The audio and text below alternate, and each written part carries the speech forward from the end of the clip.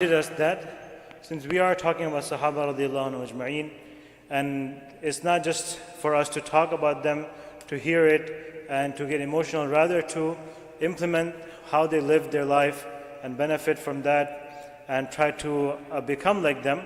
The first thing that he reminded us is how they used to sit in the company of Nabi Sallallahu Alaihi Wasallam as people who had talab, who had desire to benefit. So please come forward. Sahaba and Ajmain used to sit close together towards the front and as close as possible.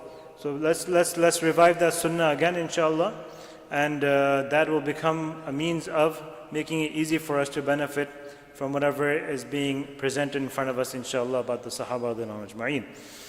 Alhamdulillah, yesterday Muhammad Bilal Sahab laid down the foundation, and today, inshallah, we'll be continuing with the rest of our program. And leading off today's program, we will start off with qira'ah first and foremost, like we did yesterday as well. Today we will have Qari Hafiz Abrar, who will be reciting a few ayat of the Quran, and then inshallah we will invite someone for her nasheed as well, inshallah.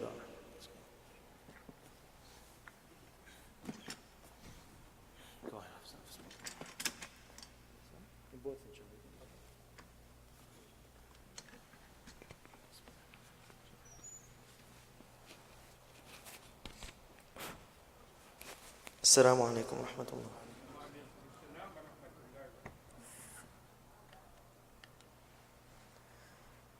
أعوذ بالله من الشيطان الرجيم.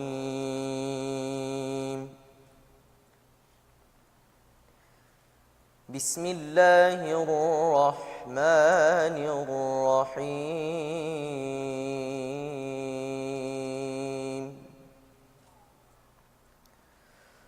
لقد صدق الله رسوله الرؤيا بالحق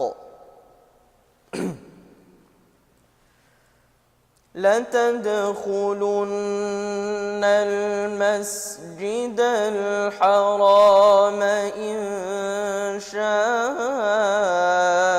الله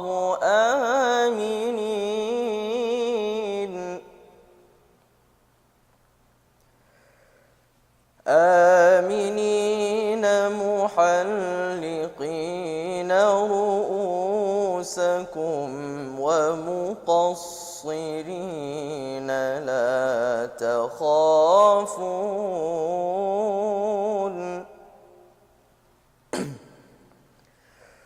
فعلم ما لم تعلموا فجعل من دون ذلك فتحا قريبا.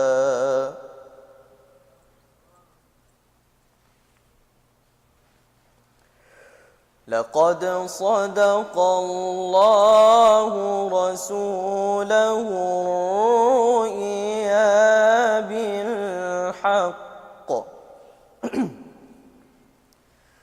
لقد صدق الله رسوله الرؤيا بالحق لتدخلن المسجد الحرام إن شاء الله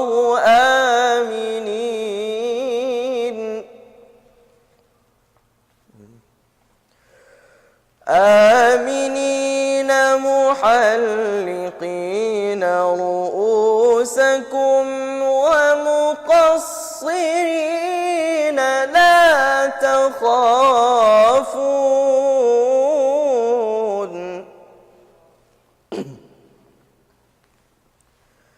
فعلم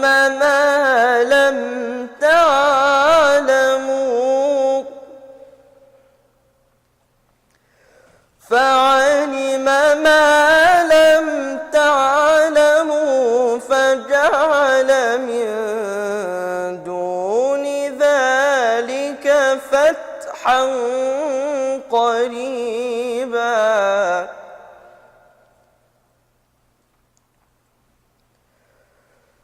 هو الذي أرسل رسوله بالهدى ودين الحق ليظهره على الدين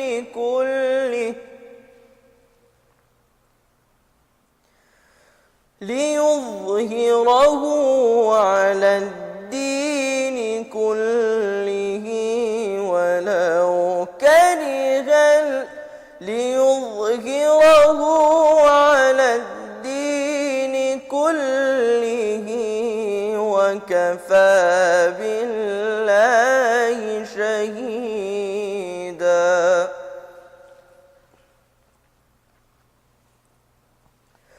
هو الذي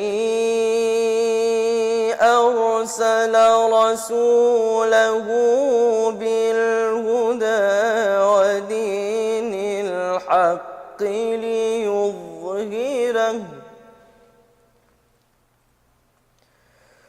ليظهره على الدين كله وكفى بالله شهيدا.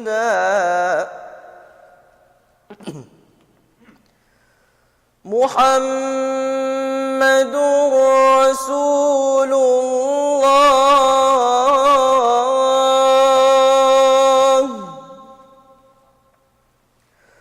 والذين معه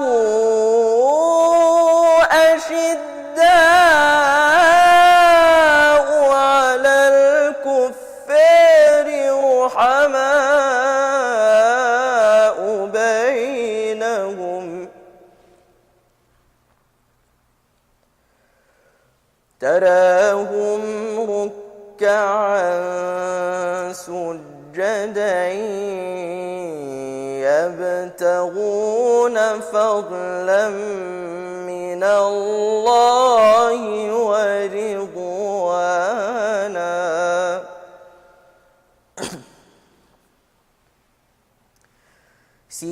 سيماهم في وجوههم من أثر السجود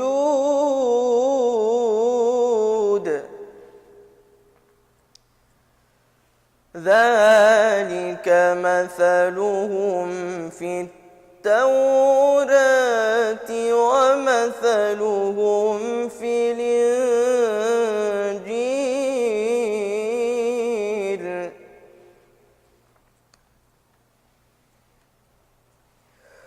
ومثلهم في الإنجيل كزرع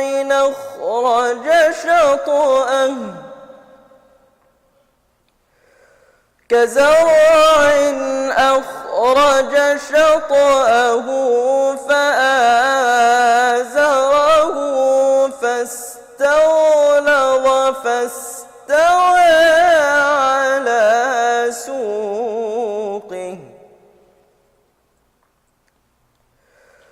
فاستوى على سوقه يعجب الزراع ليغيظ بهم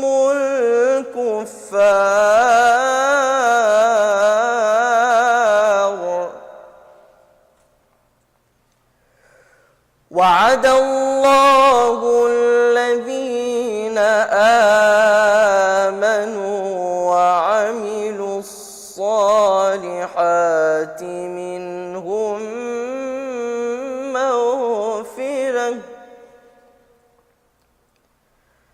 مغفرة وأجرا عظيما. صدق الله العظيم.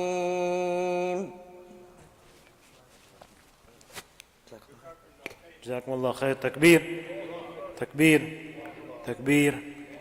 May Allah subhanahu wa ta'ala continue blessing him and allowing him to benefit us with his qira'ah, Qari Abrar, Jazakumullah khair. Next we have Hafiz Hamza, who will be inshallah rendering an nasheed in front of us.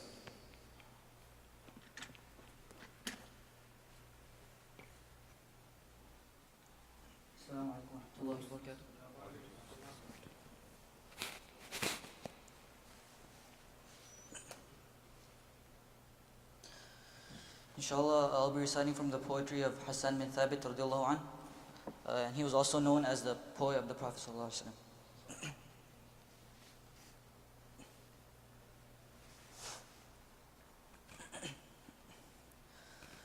میرے آقا میرے مولا، میرے آقا میرے مولا، میرے آقا میرے مولا، میرے آقا میرے مولا، محمد الرسول اللہ، محمد الرسول اللہ، محمد الرسول اللہ، محمد الرسول اللہ.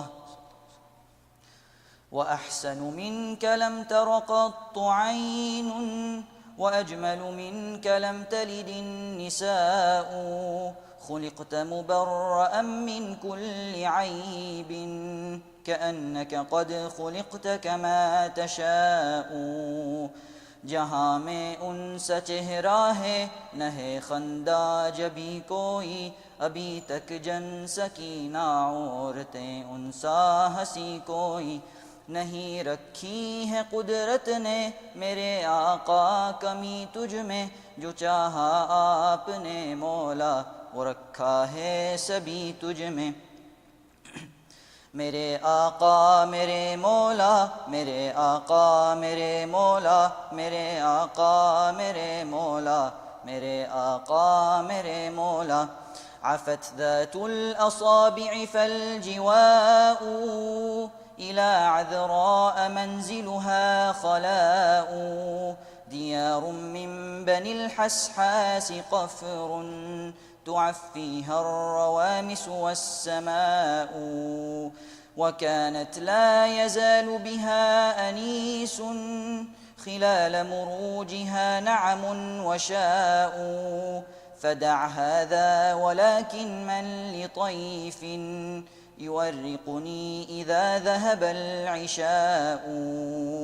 لشعثاء التي قد تيمته، فليس لقلبه منها شفاء. كأن سبيئة من بيت رأس، يكون مزاجها عسل وماء. على أنيابها أو طعم غض، من التفاح هصهرها الجناء. فهن لطيبات ذكرن يوما، فهن لطيب الراح الفداء. قدا کو اپنے حملوں سے بدی کا دور تھا ہر سو، جہالت کی گھٹائیں تھیں، فساد و ظلم سے چاروں طرف پھیلی ہوائیں تھیں. خدا کے حکم سے نا آشنا مکے کی بستی تھی، گناہ و جرم سے چاروں طرف وحشت برستی تھی. خدا کے دین کو بچوں کا ایک کھیل سمجھتے تھے، خدا کو چھوڑ کر ہر چیز کو معبود کہتے تھے. وہ اپنے ہاتھ ہی سے پتھروں کے بت بناتے تھے، انہی کے سامنے جھکتے انہی کی حمد گاتے تھے. کسی کا نام عزا تھا، کسی کو لات کہتے تھے، حبل نام ہی بڑے بت کو بتوں کا باپ کہتے تھے. اگر لڑکی کی پیدائش کا ذکر گھر میں سن لیتے، تو اس معصوم کو زندہ زمین میں دفن کرتے تھے. برس جو بھی برائی تھی سب ان میں پائی جاتی تھی، نہ تھی شرم و حیا آنکھوں میں، گھر گھر بے حیائی تھی.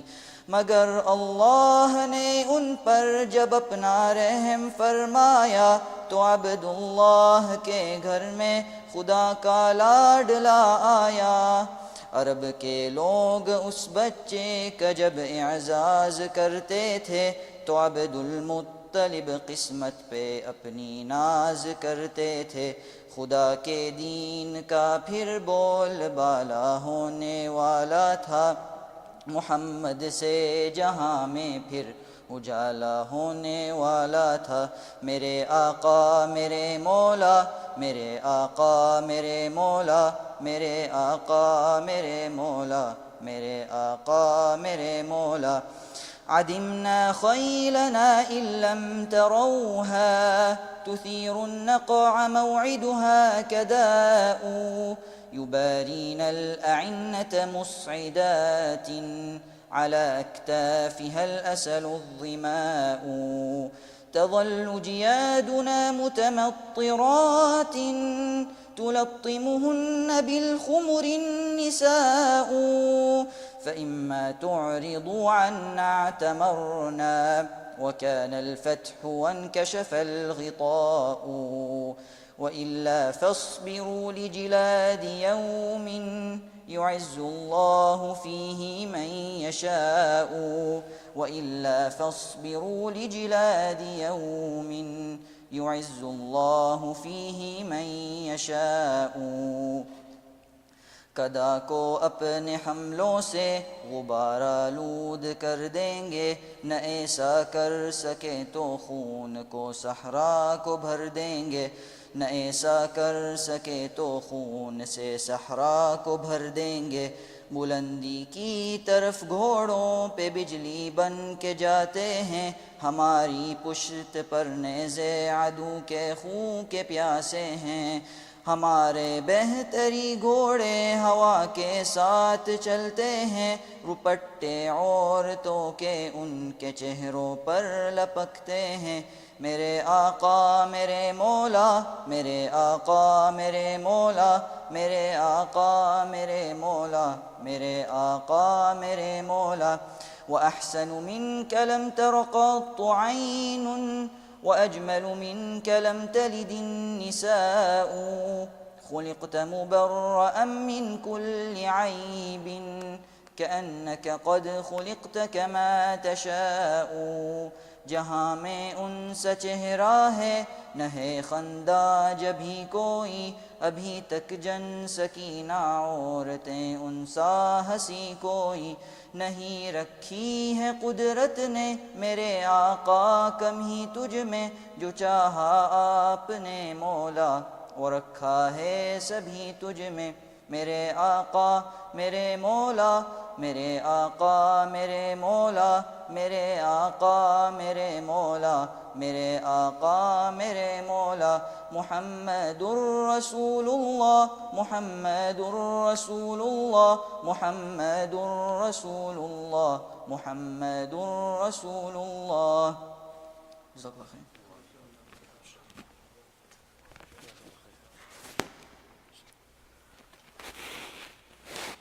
Jazakumullah khairan, Hafiz Hamza, that beautiful nasheed.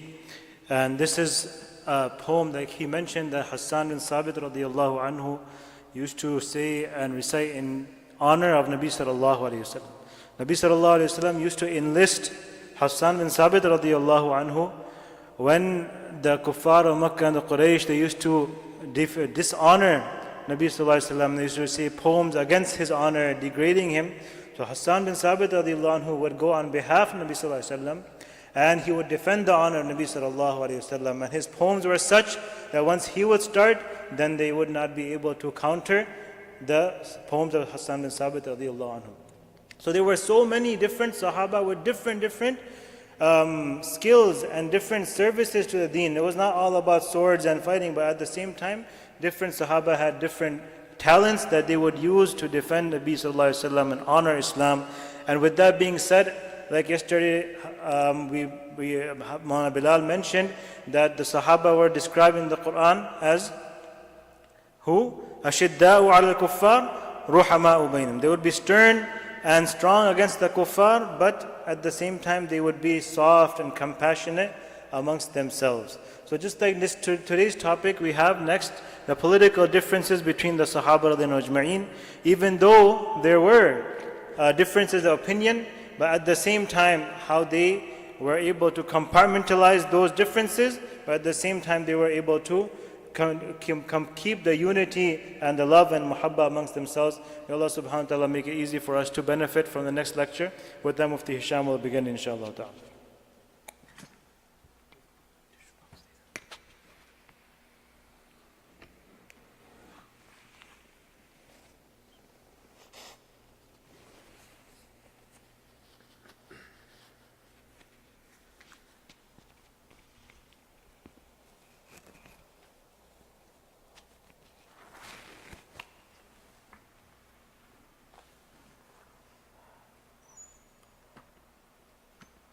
بسم الله الرحمن الرحيم الحمد لله رب العالمين نحمده ونستعينه ونستغفره ونعوذ بالله من شرور أنفسنا ومن سيئات أعمالنا من يهده الله فلا مضل له ومن يضله فلا هادي له وأشهد أن لا إله إلا الله وحده لا شريك له وأشهد أن سيدنا ومولانا محمدا عبده ورسوله الذي بلغ الرسالة وأدى الأمانة ونصح الأمة وجاهد في سبيل الله حتى أتاه اليقين. أعوذ بالله من الشيطان الرجيم. بسم الله الرحمن الرحيم.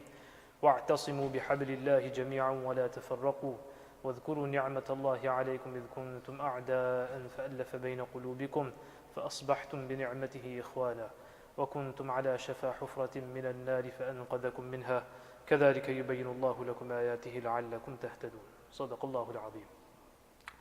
Respected elders, dear brothers, sisters, as we've been hearing that the series are very important for our education, for our identification as Muslims. The Sahaba radiallahu anhum, as we heard yesterday, and as a general point for our community, the Glendale Heights MSI community, that when we hold these seminars or these one-day seminars, if you want to call them, or series, these are methodic. They're not just randomly put together topics. There's reasons for why each topic is taken, why each subtopic is placed there. Because as a community that wants to build itself and move forward, and as a community which aspires to be as close as possible to the community of Sahaba radiallahu anhum, of Rasul sallallahu alayhi wasallam, then education and ilm is the cornerstone of that. So these series, whether it be this particular one or the ones that will come or that have, these are all there for a particular reason, why we have these. And these are there to either address issues which are current or to protect us from problems which may occur in the future. Both ways. Sometimes they are to address things which are already prevalent, and we need to equip ourselves with the necessary knowledge for that. And the guidance and hidayat that we can take from the Sahaba and from Rasul alayhi salatu wasalam's life. Or at times it is for protecting ourselves before a fitna comes, which is actually even better. Right? So as a community, this is something we should remember and we should keep in mind, that these programs are only for us and for our khayr and for us to benefit from, inshallah. The topic that we have at hand, in English we title it The Political Difference of the Sahaba anhum. The word that is often used in classical books in Arabic is mushajara. Right? Mushajarat al-Sahaba or mushajarat al-Sahaba, sometimes fitna bain al-Sahaba, etc. These are various words. But mushajara is a very interesting word, and that's why we have this tree that you see. Right? Mushajara comes from the word, the root letters shajar. Shim, Chin, Jim, Ra. Shajar. Shajar in Arabic means a tree. Okay. So the idea of mushajara, or the word linguistic, what's the connection, is that just as, branches of a tree or trees, when they are all in one area, there may be one branch that goes one way, another branch that goes another way.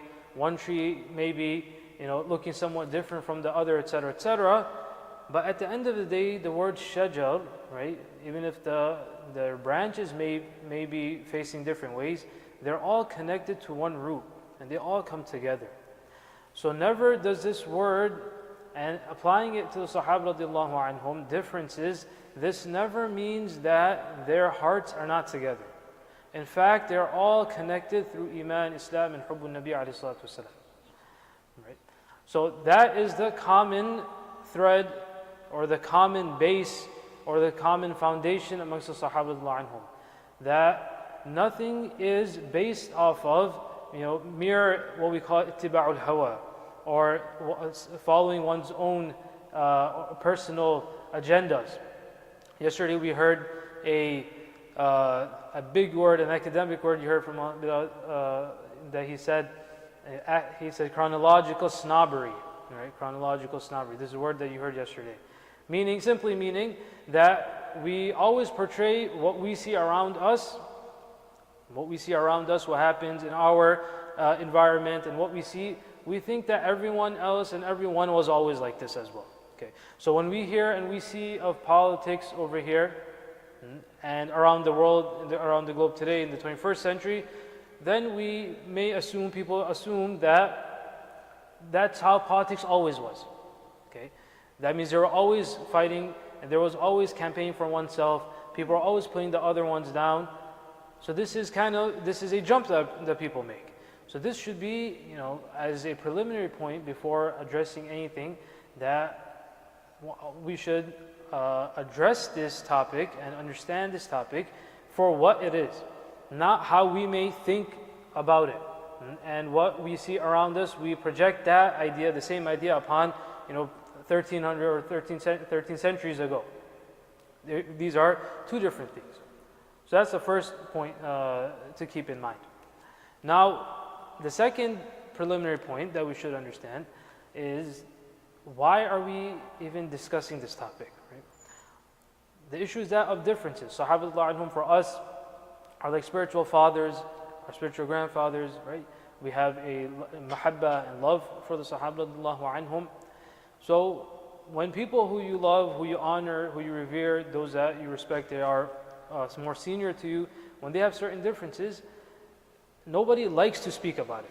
For example, two seniors in a family, if there's a fight amongst it, nobody wants to speak about that after that. Oh, you saw what he said. You want to brush it under the rug, just don't speak about it, move on with it. And in general, that is the best approach to such issues.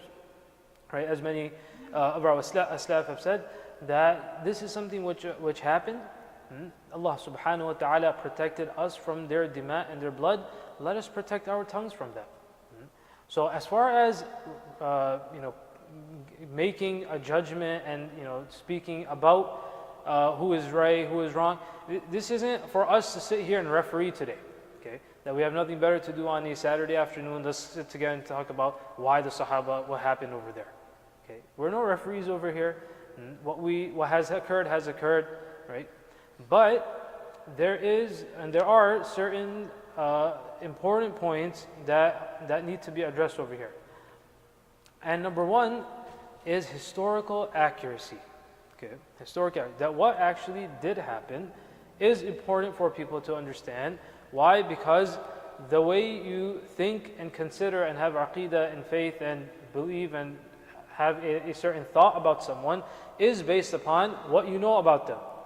Right? If a person hears negative things about a person once, twice, thrice, one story, two stories, 10 times you hear something about, you start forming these ideas that this person may be a very terrible person, whether you met them or not, whether you actually know anything about them or not.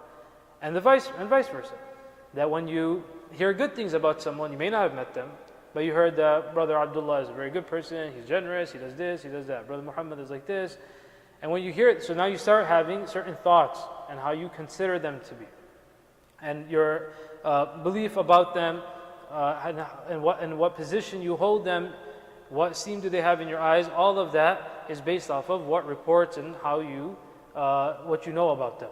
So historical accuracy is important. Second, this is connected to the first point, that because this has to do with the Sahaba anhum, and as we heard yesterday, that the Sahaba anhum are basically a connection between us and the rest of anyone who comes after the Sahaba anhum. If they want to be connected to Rasul alayhi salatu wasalam, there is absolutely no way for them to be connected except through the Sahaba. Everyone must go through the Sahaba. Everyone must go through the companions of Rasul alayhi salatu wasalam. There's no two ways about it. Neither logically nor in any other convention can a person connect himself like that if he has nothing to do with the Sahaba. That's why every book of Aqeedah, right? Any major book of Aqeedah will have a section and will speak about the Sahaba anhum, Adalatul Sahaba, etc., etc. And hadith books have sections on the fada'il, the virtues of Sahaba radiallahu anhum. Why? Because they do form an Aqeedah. Right? They do form a part of a person's aqeedah. And lastly, lessons. Right? Rasul alayhi salatu wasalam, the rahmah of Nabi alayhi salatu wasalam in this world was something which obviously is unparalleled. Nabi alayhi salatu wasalam being in this world many fitan would be dispersed by the mere existence of Rasulullah sallallahu alaihi wasallam, him just being in this dunya. Okay. With Rasulullah sallallahu alaihi wasallam leaving hayat dunyawiyah, the worldly life, there are certain fitan which came and will continue coming. From that time, certain fitan will come. Now, how does a Muslim navigate? How does the Muslim community and how the Muslims and individuals navigate such situations? This obviously becomes a challenge, because for us, we say that Quran and Sunnah, that's what we look at, right? The Quran and Sunnah. That for any problem that we have, we look at towards the Quran Kareem, towards the Sunnah of Nabi alayhi salatu wasalam. But the rahmah of Nabi alayhi salatu wasalam is that he told us as well that, number one, alaykum bi sunnati wa sunnati al-khulafa'i ar-rashidin al-mahdiyyin. Addu alayha bin nawajid.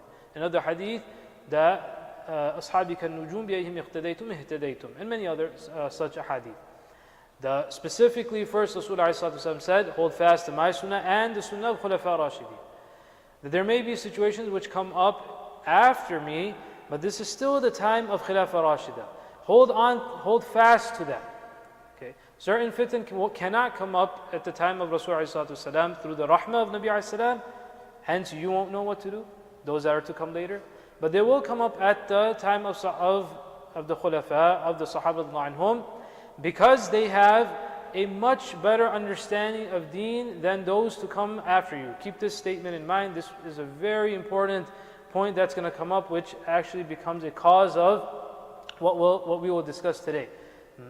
This point, that the understanding of the Sahaba anhum, how they understood deen, that understanding of deen is far greater than those that will come thereafter. Okay? To such an extent that Rasulullah he says that my Sahaba radiallahu anhum, they are like shining stars, and whichever of these stars that you hold on to and you follow their way, you will find guidance and hidayah. Okay? Now, we discussed very briefly, and again, this topic, I mean, for you to, to some degree appreciate, in the last few weeks, I read hundreds of pages. There's, not because I'm trying to show, the amount that's been written on this, the amount that's been written on this topic is, plentiful. So it's not something that today we're discussing some new topic and I came with some new research into this. No.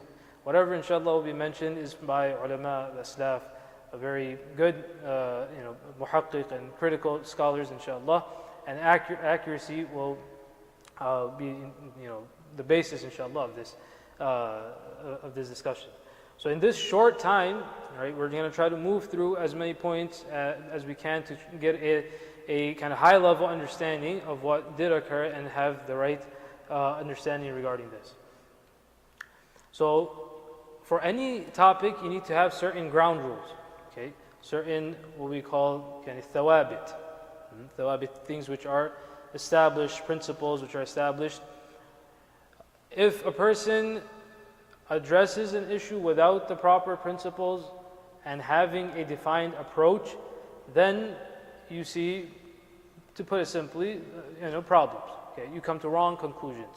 You come to conclusions which no one before has said, and they're complete inaccuracies. Okay, in any field, there's not anything specific to Islamic studies, anything specific to history. Any field that a person takes, there are certain ground rules there. There are principles, right? Now, people who are in those fields, they will understand that, right? Someone who's in the medical field, they understand the kind of ground rules of medicine. Those that are in engineering, they understand that, and so on and so forth. Those that are in law, they understand that. When we're discussing this specific topic, right, because we're discussing individuals, okay, we're speaking about individuals. And we're also speaking about such individuals who there are statements from Allah and His Rasul, sallallahu alaihi wasallam. Now again, this will be a principal approach for who? For the Muslim. Okay. So us as Muslims who have a certain aqidah, this will be our approach. Okay. Those that are not Muslims, they will have another approach. Okay. So it's also important to understand where one stands. Okay. How am I going to approach it? Right? We don't need to approach it how anyone else approaches it. So as Muslims, because we see the hadith of Rasul as haqq, as truth, because we see the ayat, ayat of Quran Karima as haqq, we have an advantage. Now I don't want to get into epistemology, that's a different discussion, but this is post Aqidah. This discussion for us, the way how we approach it, will be post our Aqidah in Allah and His Rasul sallallahu alaihi wasallam. Okay. So we are discussing such individuals who the Quran and Sunnah have given certain testimony to. So for example, the ayah Karima, kuntum khayra ummatin ukhrijat linnas. As we heard yesterday as well, the tafsir of Umar radiallahu anhu, that the primary addressee and audience of this ayah were the Sahaba, the direct ones. That you are the best portion of this ummah. Ukhrijat linnas. The Sahaba radiallahu anhum are the best of this ummah. Khayru ummati qarni. Nabi alayhi salatu wasalam, there's no two ways about this. This is a very clear hadith of Rasul sallallahu alayhi wa sallam. Khayru ummati qarni. The best of my ummah are those in my qarn, in my generation. Then those thereafter, then those thereafter. Okay. So this is a statement from Allah and His Rasul. Or the ayah Karima, فَأَلَّفَ بَيْنَ قُلُوبِكُمْ, as we recited in the beginning of this program, فَأَصْبَحْتُمْ بِنِعْمَتِي إِخْوَانًا. This is very important, right? The ayah says that the Sahaba radiallahu anhum, Allah subhanahu wa ta'ala, أَلَّفَ بَيْنَ قُلُوبِكُمْ. Allah subhanahu wa ta'ala connected their hearts. They have love for one another. They have ulfa, they have mahabba amongst one another. Okay? So this is another point that the ayah, the Quran Kareem, says regarding the Sahaba, that this is part of their characteristic. فَأَلَّفَ بَيْنَ قُلُوبِكُمْ, such that فَأَصْبَحْتُمْ بِنِعْمَةِ إِخْوَانًا. Okay. This is a ni'mah, azima, great ni'mah, blessing from Allah subhanahu wa ta'ala upon the Sahaba radiallahu anhum, that their hearts were made connected. And أَشِدَّاءُ عَلَى الْكُفَّارِ رُحَمَاءُ بَيْنَهُمْ. There are many ayat in this regard, but I chose such ayat which are very specific to our topic today. Okay? So رُحَمَاءُ بَيْنَهُمْ, that they are merciful amongst themselves. So they don't have no hatred. Now this is speaking about all the Sahaba radiallahu anhum. Okay? This is speaking of all of those, and yesterday we're going to horseback off of what Bilal said yesterday. Can't piggyback, that's لا يجوز لنا, it's not permissible. So we will horseback off to what Maulana Bilal said yesterday, that the definition of Sahabi, right, what we did yesterday, those that met Nabi alayhi salam, those that saw Rasulullah sallallahu alayhi wasallam, and then we spoke briefly about the ranks of the Sahaba anhum, that those that spent the majority of time, maximum time, the most amount of time with the Rasul of Allah subhanahu wa ta'ala, they were even closer to Nabi alayhi wasallam, right? And their rank is even higher, the more time they spent. The names that will come up today, those that we will be discussing, Abu Bakr radiallahu anhu, day one. Ali radiallahu anhu, day one. Uthman radiallahu anhu, the first week, right? Umar radiallahu anhu, early on, before Hijrah. All of the Aisha radiallahu anhu, the spouse of Nabi alayhi salatu wasalam, who spent more time in the house of Rasulullah than her. So these names that will come up, we have to keep in mind that these are not just Sahaba, these are the cream of the crop. These are the cream of the crop in regard, if they're not the addressees of these ayat, then who is? If these Sahaba anhum, the best of the best, if they're not the ones who the ayah is speaking about, ruhamau baynahum, right? Asbah bi'ni'mati ikhwana, your ikhwan and brothers amongst yourselves, is ta'liful qalb, your hearts are connected, then who else can be intended? Right? So what does that mean? Why are we discussing all this? That when a report comes to us, so on the one hand we have the Quran Kareem, the Sunnah of Nabi alayhi salatu that says this. Then a person may hear of a particular historical report. Okay, there's a historical. Now history, if you understand, and including Islamic history, often history is not recorded when the incidents occur, especially classically. Today, maybe to some degree, there's a difference now. But classically, centuries ago, a millennium ago, definitely, as life is going on, no one is writing everything. Okay? First of all, those people weren't people of selfie, right? They're so infatuated by themselves. They always write something about themselves. They weren't always updating their status. Okay? So that's again a chronological snobbery, right? We think that because we sit here updating our status all the time, I'm here, I'm doing this, I ate this, etc., put our pictures up all over the internet, that's not how they were. Very simple, they didn't even have these things. So history in general would be recorded somewhat later. Okay, incidents, what occurred, what did not happen, etc., etc. So, but there would be an oral report. Okay, now in history, what happens? You have, and we'll speak about Islamic history more specifically. Islamic history more specifically was started being recorded after we can say the termination of the Khilafah Umayyah, the Umayyi Khilafah, and the beginning of the Khilafah Abbasi. So more in the Abbasi Khilafah. So we're already a century into basically Islamic history where it's starting to be recorded more. Now in history you have all kinds of people. Right?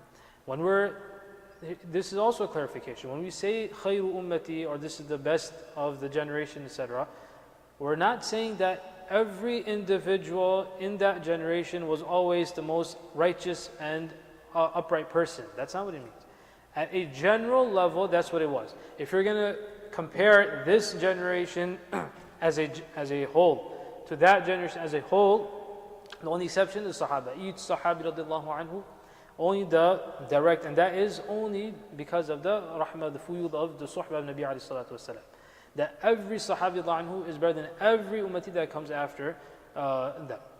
After that, it's a general discussion that this generation in general is better than the generation which is to come after. That generation in general is better than the next. So what happens over here is that you have, as we will discuss here, that not everyone is on the same page. There are still kafara. There are still people who number one are outright disbelievers. There are certain munafiqun, hypocrites. There are certain ahlul bid'ah. Ahlul bid'ah meaning, but here we're speaking of bid'ah of aqidah. Right? Their understanding, their creed is wrong. Right?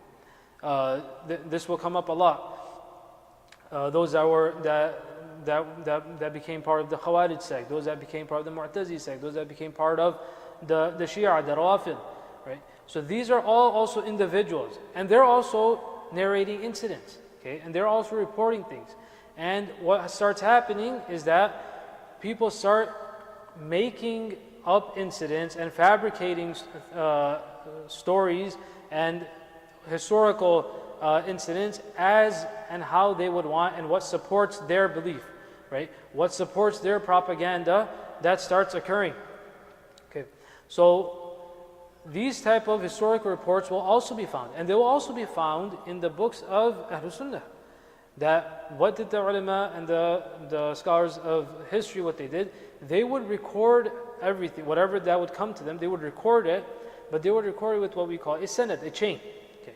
Now in that chain, the one who understands who those people are, they will see that, okay, such and such person, he is from this sect, what's to come thereafter, we won't only take it with a pinch of salt, but with a bag of salt. Okay? Because what they're going to say after this will obviously be to, or will often be to, push their own cause, propaganda for what they want. So, as coming back to what we're speaking about, when on the one hand we have what Allah subhanahu wa ta'ala has said about the Sahaba and all of these ayat that we know of, right, these specific issues, and the Sunnah of Rasulullah, the Hadith of Nabi alayhi salatu wasalam, when we have this on one end, and then you have such flimsy reports that will come, which will say that there was such hatred amongst these two Sahaba, or there was such hatred amongst the Ahlul Bayt versus the non-Ahlul Bayt, or such and such Sahabi, he did all of this for desire of wealth, etc., etc. What should any believer, what should he do? What will anyone who has any intellect do at this point? They'll say that obviously I'm going to take Quran and Sunnah, and this flimsy report we will cast away. That this cannot be correct, because either you're saying Allah and His Rasul are wrong, na'udhu billah, and this report is right, or vice versa. Okay? So this is a method, a convention, and it's not just a method, it's the only rational method, or the only Islamic method. So why am I saying Islamic? Because we're, as Muslims, we have Aqidah in Quran and Sunnah. That's how we would approach this. Okay. And this is even, for example, Ibn Jarir al-Tabari, rahimahullah, he has one of the more extensive works on Tariq, Tarikh al-Rusul wal-Muluk, on history. And he says this in his introduction, basically, what I said, that whatever I'm going to narrate in this over here is based off of reports that are common. I have given you the sanad. Now he's speaking to an audience in the 2nd century, right? The ulama of the 2nd century who will be aware of these things. Now again, this is something that we should keep in mind, that what may be obvious 12 and 13 centuries ago may not be obvious to us today. So that's why we require and need ulama and scholars in every era. Okay? There can never be an era where you cannot have scholars and ulama. Why? Because the alim is the one who filters to his community what should be given to them, how should they understand it, how can it be explained to them. So each alim in his zaman, in his makan, in his place where he is, he will have to do that work. Now before we speak about differences of the Sahaba radhiyallahu anhum, I want to speak about the unity of the Sahaba radhiyallahu anhum politically, right? Not just in general the unity amongst the Sahaba, but the political unity, because that's the political differences is our discussion. So it's apt that we start with their unity first. And because the issue of khilafah will come up in the issue of political differences, so I found it apt also that we start with the same issue of khilafah and how the Sahaba radhiyallahu anhum had unity, starting with the khilafah of Abu Bakr radhiyallahu anhu. When Nabi alayhi salatu wasalam, he left hayah dunyawiyah, when he left this world, the Sahaba radhiyallahu anhum obviously were in a state of shock that we understand. Everyone knows from the seerah of what was happening at that time. There are 3 major groups that you can say the Sahaba kind of scattered into. One, the Banu Hashim, the Ahlul Bayt of Nabi alayhi salatu wasalam, who were taking care of the tajheez, takfeen of Nabi alayhi salatu wasalam, whatever burial rites, etc., that were to be done. Ali radiallahu anhu, etc., they were over there. Then you have one group of the Sahaba, the Muhajirun, who are flocking around Abu Bakr radiallahu anhu, seeking hidayah, guidance from, okay, what do we do over here? What's there to be done? The major issues come up. Janazah, we pray janazah upon people. How about the janazah of a Nabi? How is that to be prayed? Abu Bakr radiallahu anhu, he informs Sahaba that there's no ijtima'i janazah. Each person comes and prays his salah upon the Nabi alayhi salatu. All these issues are, some issues start to come up. And we have the Ansari Sahaba radhiyallahu anhum who gathered in Saqifa Banu Sa'ida. Okay, it's a place called Saqifa Banu Sa'ida, kind of like a place where people get together and whatever mashwara and consultation that needs to be done, consulting that needs to be done, they come over there.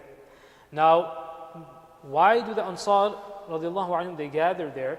Because when Nabi alayhi salatu wasalam, now again, if we step back a little bit, the Ansar Sahaba who were residents in Medina Munawwara, they obviously had a certain governance that they had in place before the Sahaba anhum, before Nabi alayhi salatu wasalam comes to Medina. Right? They have the Aus and Khazraj tribes, they have their leaders. For example, the leader of Khazraj was Sa'd ibn Ubad radiallahu anhu, Sa'd ibn Mu'az was that of the Aus. Okay, so they had their leaders at the time. Obviously when Nabi alayhi salatu wasalam comes, then all leadership is handed over to the Rasul of Allah subhanahu wa ta'ala, and Nabi alayhi salatu wasalam handles all affairs of governance, and under him everything is being discussed and everything is being headed by the Nabi of Allah subhanahu wa ta'ala. Now the Ansar Sahaba, they think to themselves that, okay, we are the residents over here, this is, in our understanding, this is our country, right? This is where we are. Nabi Arsam was here, he obviously had the governance. Once he has left, now we need to go back to heading ourselves as we were, and we should now appoint a leader. Okay. So now this discussion comes up that the Ansar Sahaba have met in Saqifa Banu Sa'ida, and they are discussing the issue of who is to take leadership, and they are discussing this. So Sa'd ibn Ubad radiallahu anhu said he's over there, he was sick at the time as well, but he's sitting there, he was their leader before, and he was still considered to be their leader. Nabi Sallallahu didn't cast him aside or anything. So when the Muhajirun come to hear of this, Umar radiallahu anhu, Abu Bakr radiallahu anhu, Aminu Hadi al-Ummah, Abu Ubaidah ibn Jarrah radiallahu anhu, the senior Sahaba anhum, they head towards Saqifa banu Sa'ida. Okay? And they discuss with the Ansar what is to be done. Right? Abu Bakr radiallahu anhu, he speaks.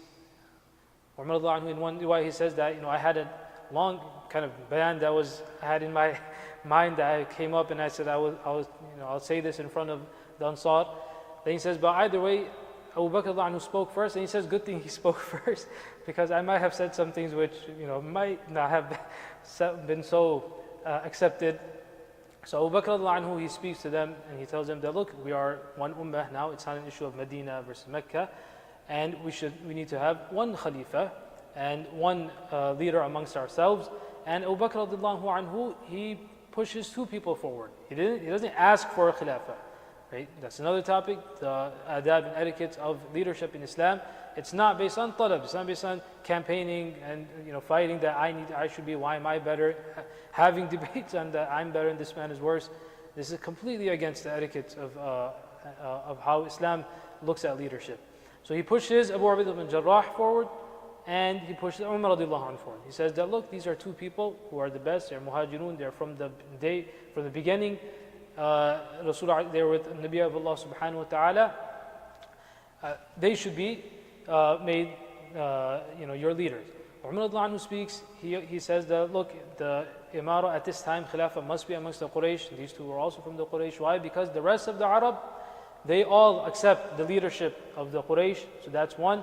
And he then specifically mentions Abu Bakr radiallahu anhu, and he says that he is Sahibul Ghar, that he comes in the Quran Kareem. Allah subhanahu wa ta'ala praises him.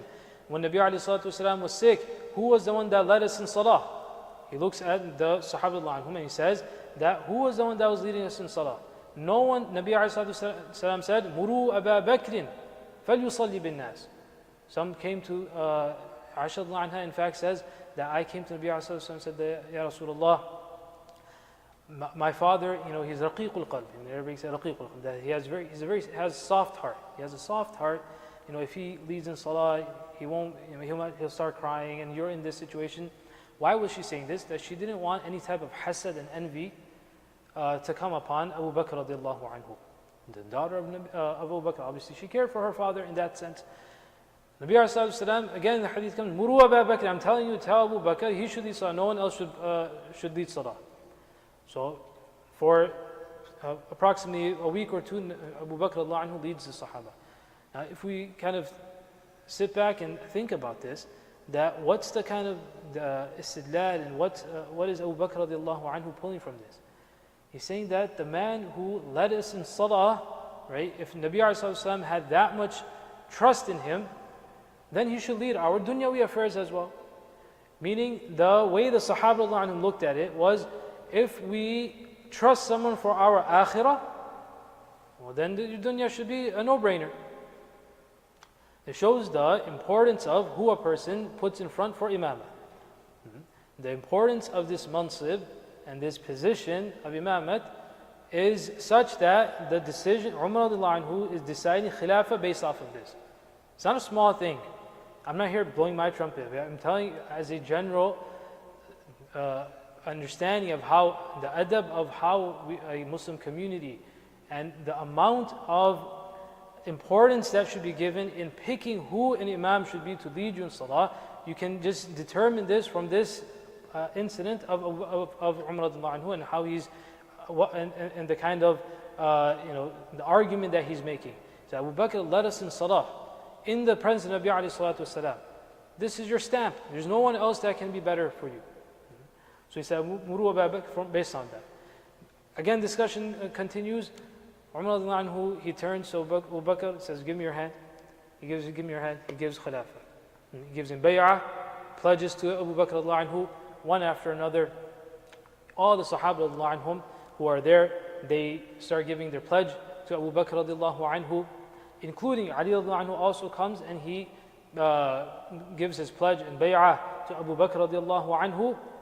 Why are we specifically saying this? One, because of, and he comes happily. Now this is what actually happened.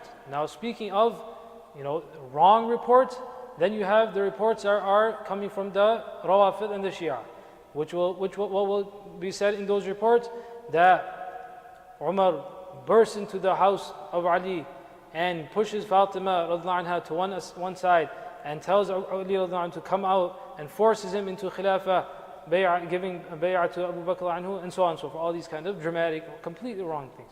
Now, why should we take one report? If someone is neutral, so to say, neutral. Why should we take what you're saying, and why should we not take what the Rawafid and the Shia are saying? So very simple, as we started, that the Quran al-Kareem said, "Ruhama'u baynahum." Nabi alayhi salatu wasalam, he said what he said about his Sahaba, all the Sahaba anhum.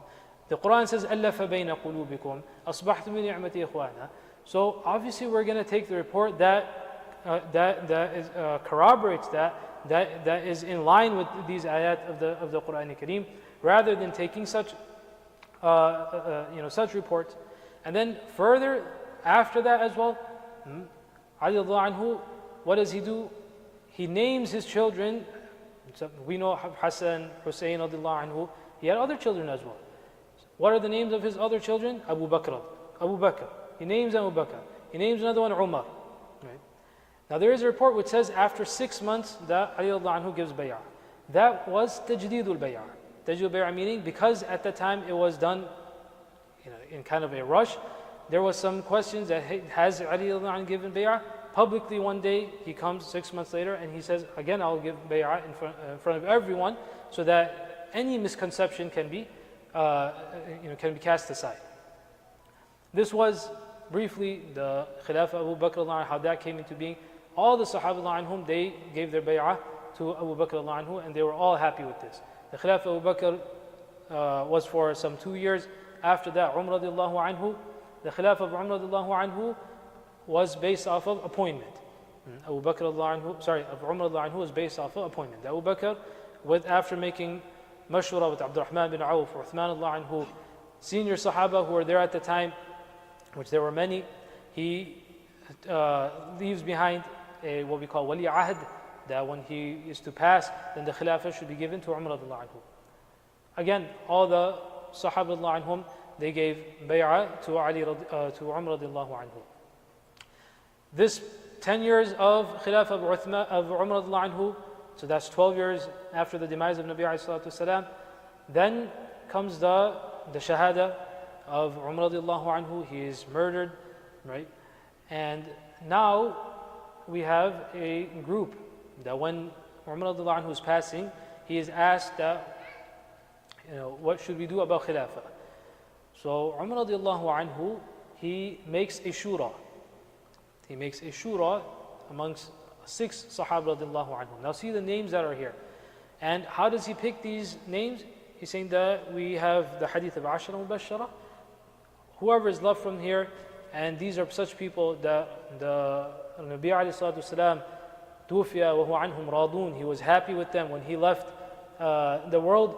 So I'm going to appoint Abdurrahman bin Auf, Talha, Zubayr, Uthman, Sa'd bin Waqqas, and if there is ikhtilaf, Ali, Uthman, or Sa'd bin Waqqas, and if there is a tie, meaning if there's 3 and 3, then as a tiebreaker, I'm putting Ibn Umar.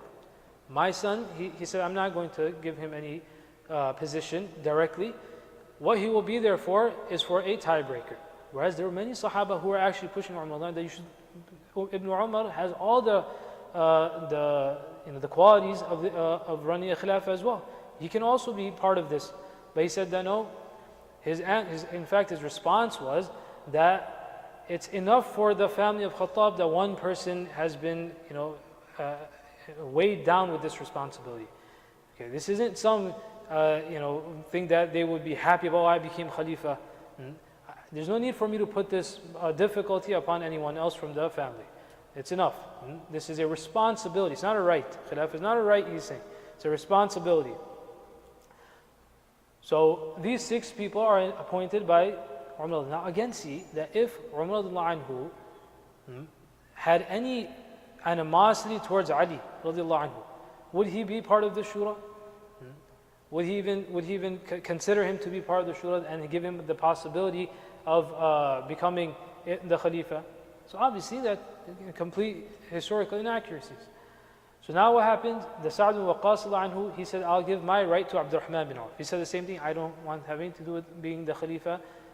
If my right, I'll give to Abdurrahman bin Auf. Talha says, I'll give mine to Uthman anhu. Zubayr says that I'll give mine to Ali radiallahu anhu. So now we have, from 6 you come down to 3. Now from these 3, Abdurrahman bin Auf, he says that I have no interest in being the Khalifa either. I do not want to be the Khalifa. This is an immense responsibility. He says that what I could do is that I'll go around Medina, the rest of the Sahaba, I'll make mashura with them and speak to them and take everyone's opinion, and then whatever I find, after that we'll appoint, between Uthman and Ali anhu, we'll appoint them, one of them as Khalifa. So they agreed to this, Uthman anhu agrees to Ali anhu, those that are around, they said this is a very good way of going about.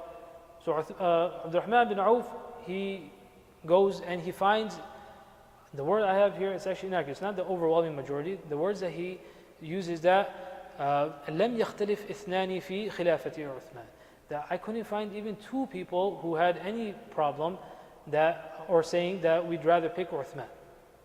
They had this virtue of Uthman anhu in their heart, and he said that at this point best is to make Uthman anhu the Khalifa. So Uthman anhu is made the Khalifa in this manner. Okay. Now from here the discussion is coming closer towards our actual topic, which is a political difference of what started happening. Okay. The Khilafah of Uthman anhu is a total of 12 years. It's a total of 12 years, or 11 to 12 years.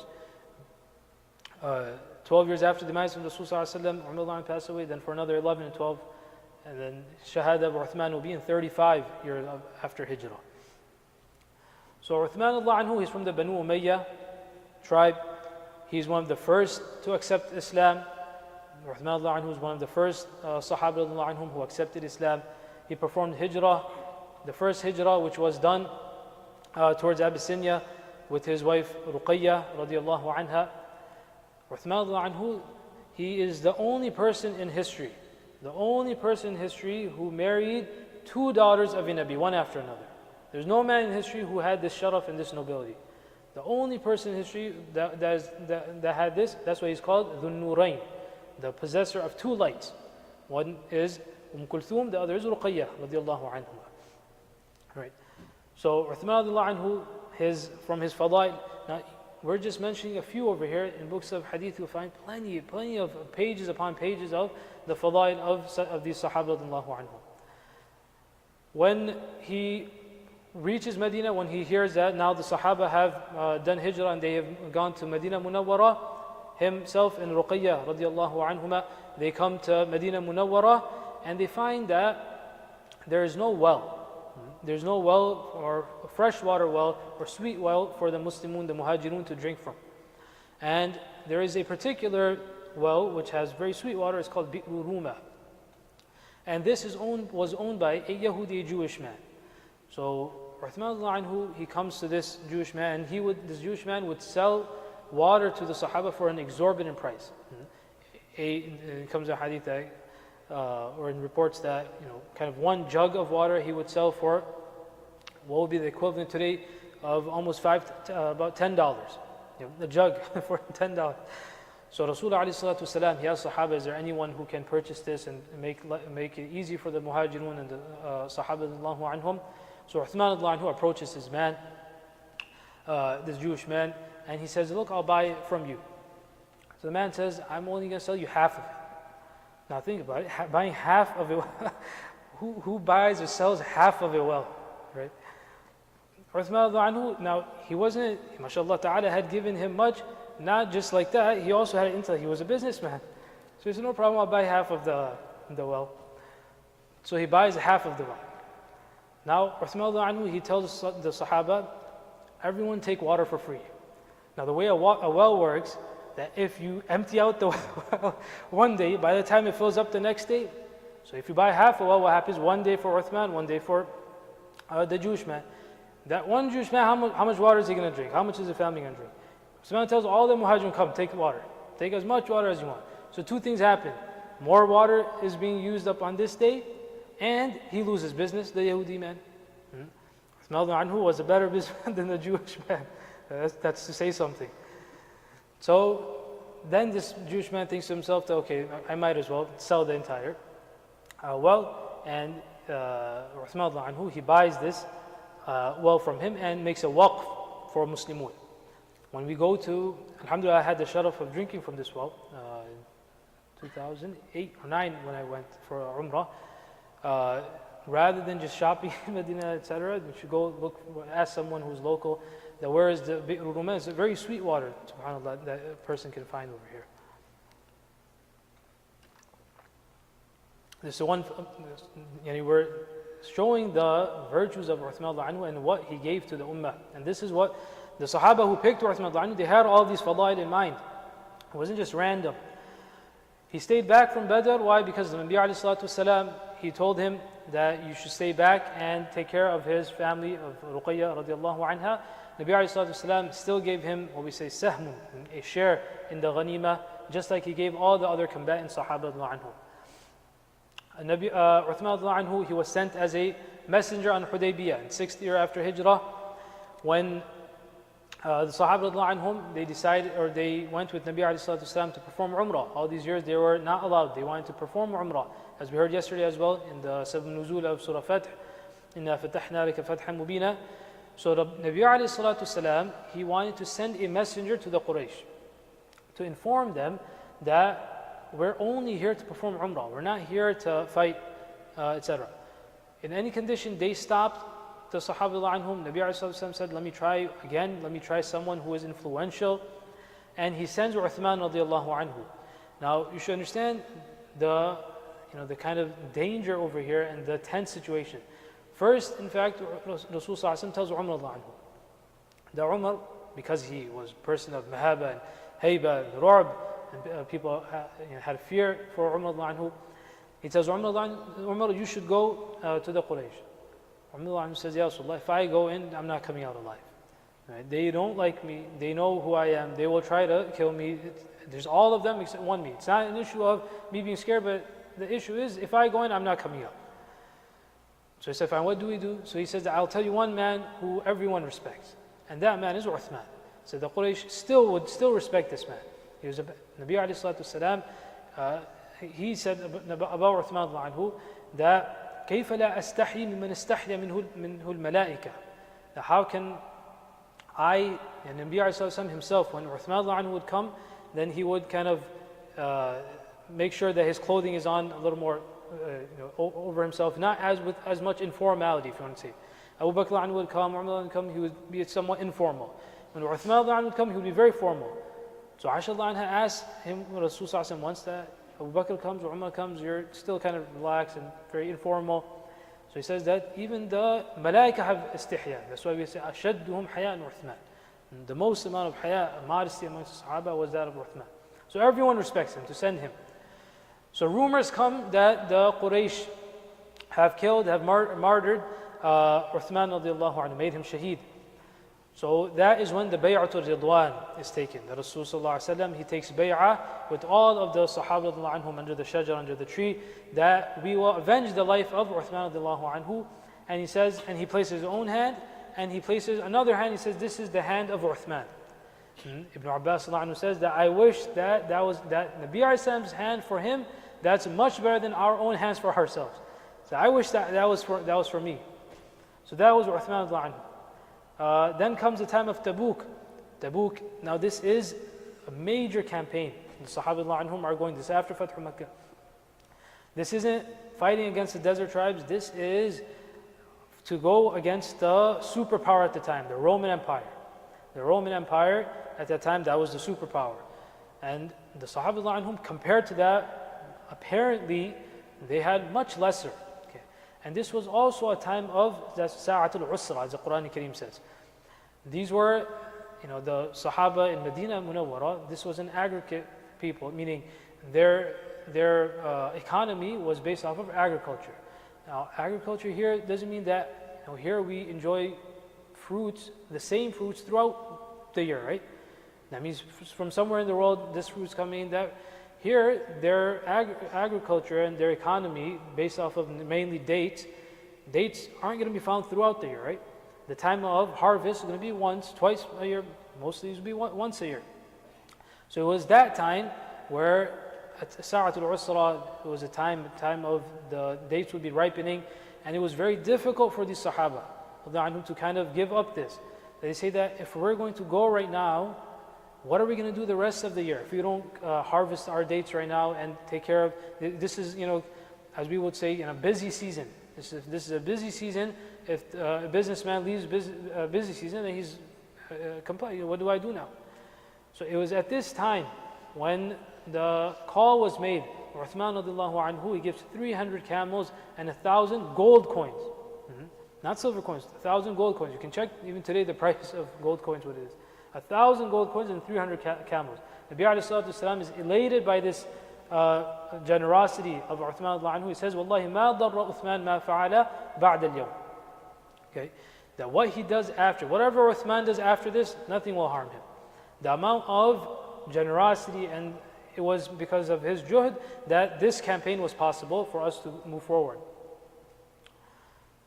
Once Rasulullah he climbed Uhud, and Uhud was, it shook out of excitement.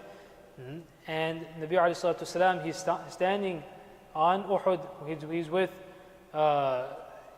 with Rasulullah is there. Abu Bakr Siddiq radiallahu anhu is there. Umar radiallahu anhu is there, and Uthman radiallahu anhu, he's also there. So Nabi alayhi salatu wasalam, he says, "Ma alayk," he tells Uhud that, "Uskun ya Uhud, ma alayka illa nabiyyun wa siddiqun wa shahidan." That who is upon you? That only a Nabi is here, a Siddiq, yani Abu Bakr Siddiq is here, and 2 shaheeds. They're still alive at this time. Nabi alayhi salatu wasalam, he informs them that they will gain shahada. Umar radiallahu anhu, he's also murdered, and Uthman radiallahu anhu, as we will cover, he's also made shaheed. Now, moving closer to the issue of, what occurred during the Khilafah of Uthman radiallahu anhu. How much time do we have?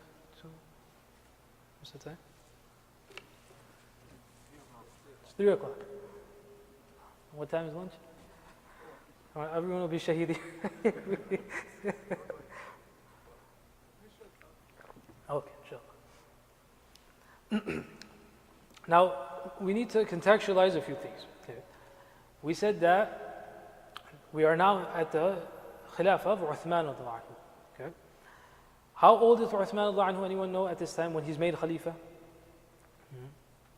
Uthman radiallahu anhu is past 70 years of age. 70, or he's at 70, around 70. He passed away at 82, so he's around 70 years of age. Okay.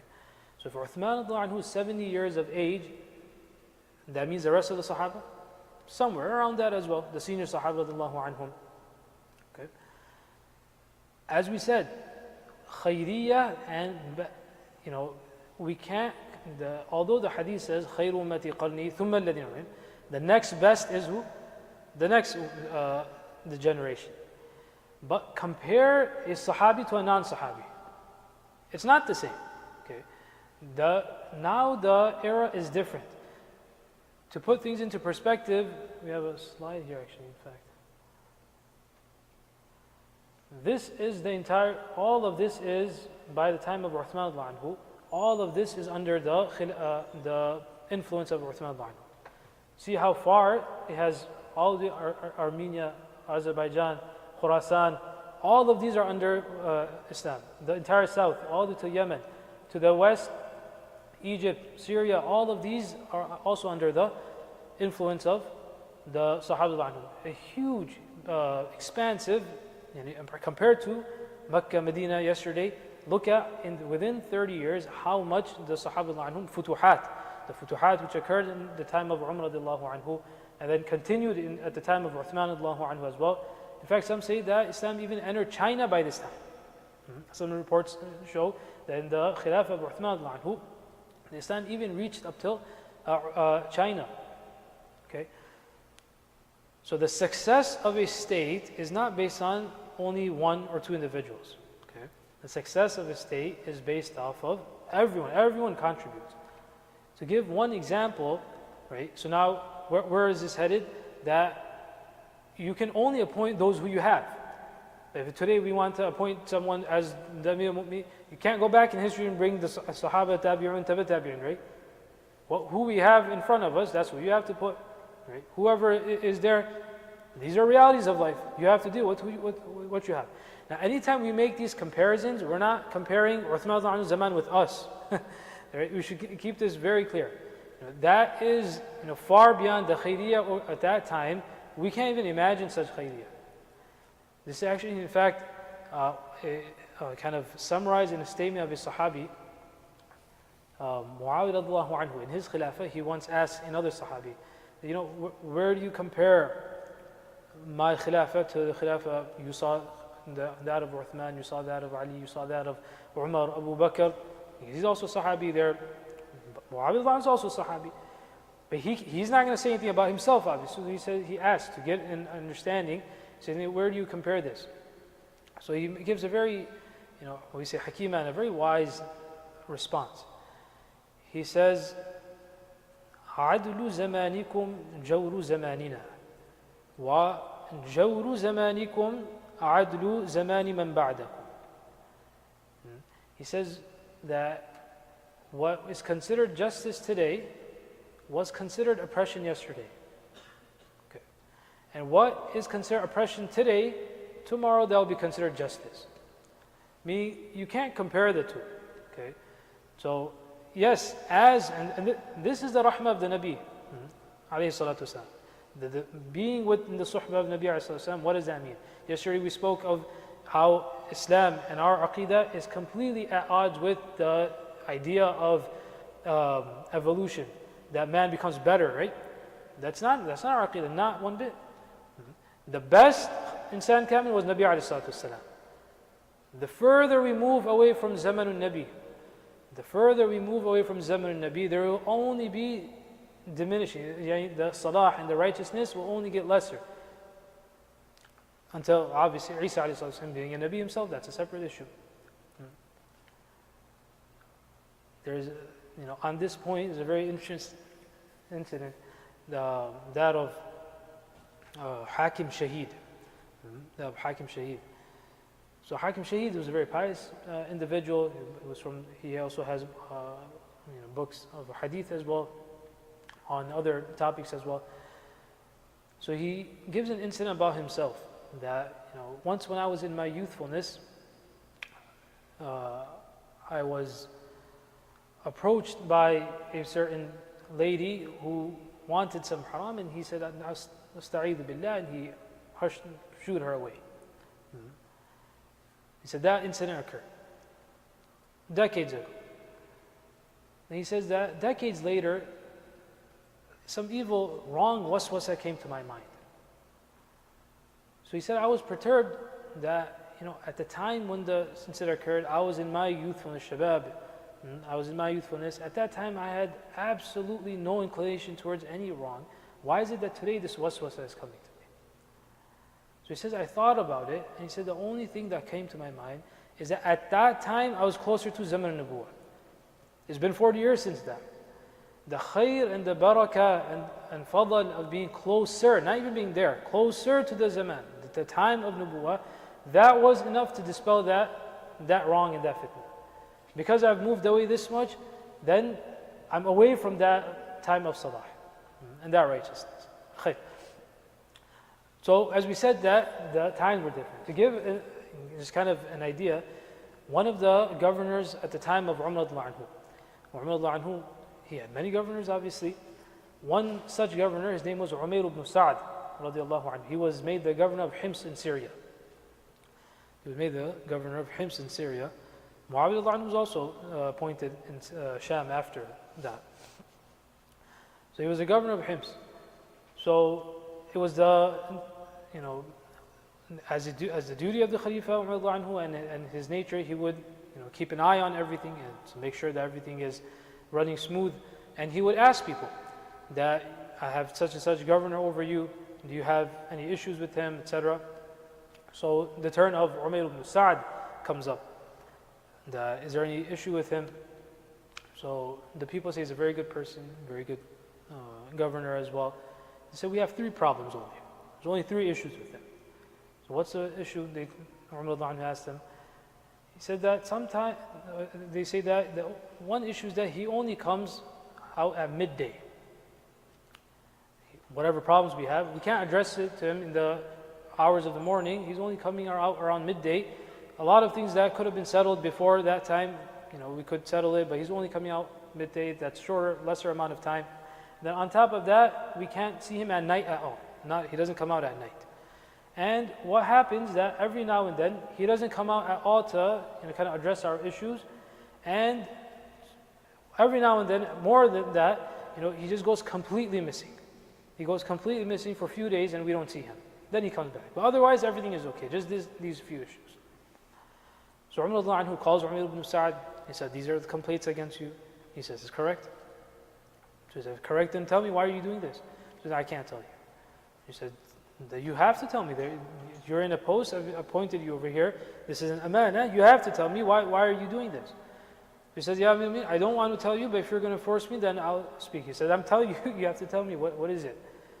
So he says, Ya Amir al-Mu'mineen, my wife, my family, this is not a time of faqr, we don't have any servants, anyone else to do our work.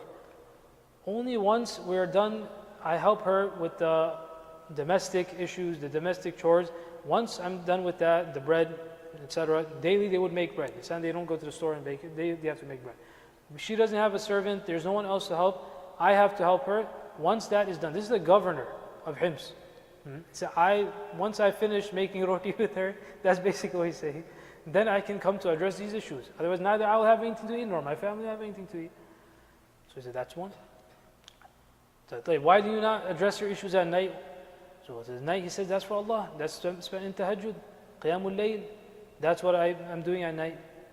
Fine. Every few days, why do you not come out at all? This is the governor of Hims.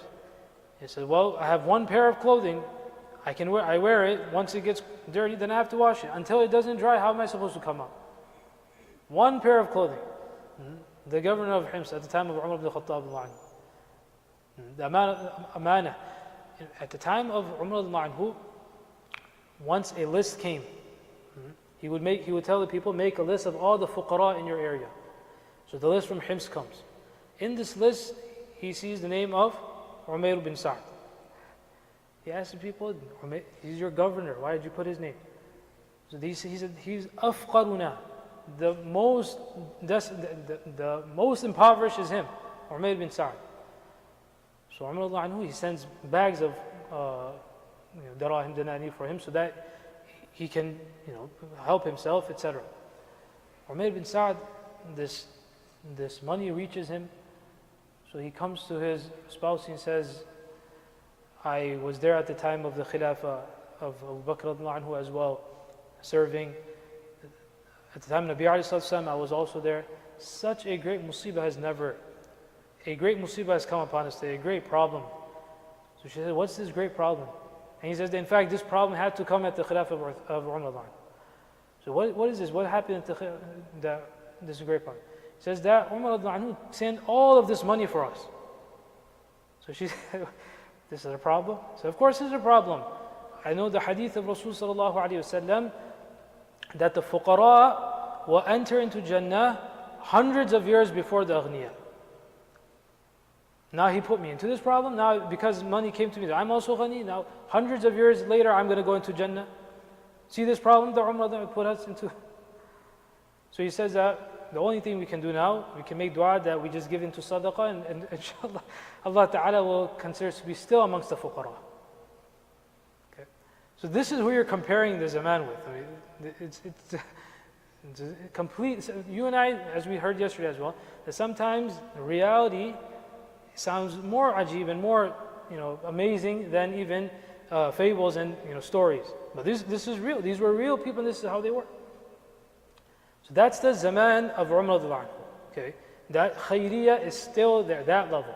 Now when it's moving away, there's still khayriyah. Of course there's. Rahman himself is there. Other Sahaba are still there, right? But if you're going to try to find someone like Umayr ibn Sa'd, it would be pretty difficult. Okay, it's hard, it's more difficult now. Not that it's impossible, it's more difficult now.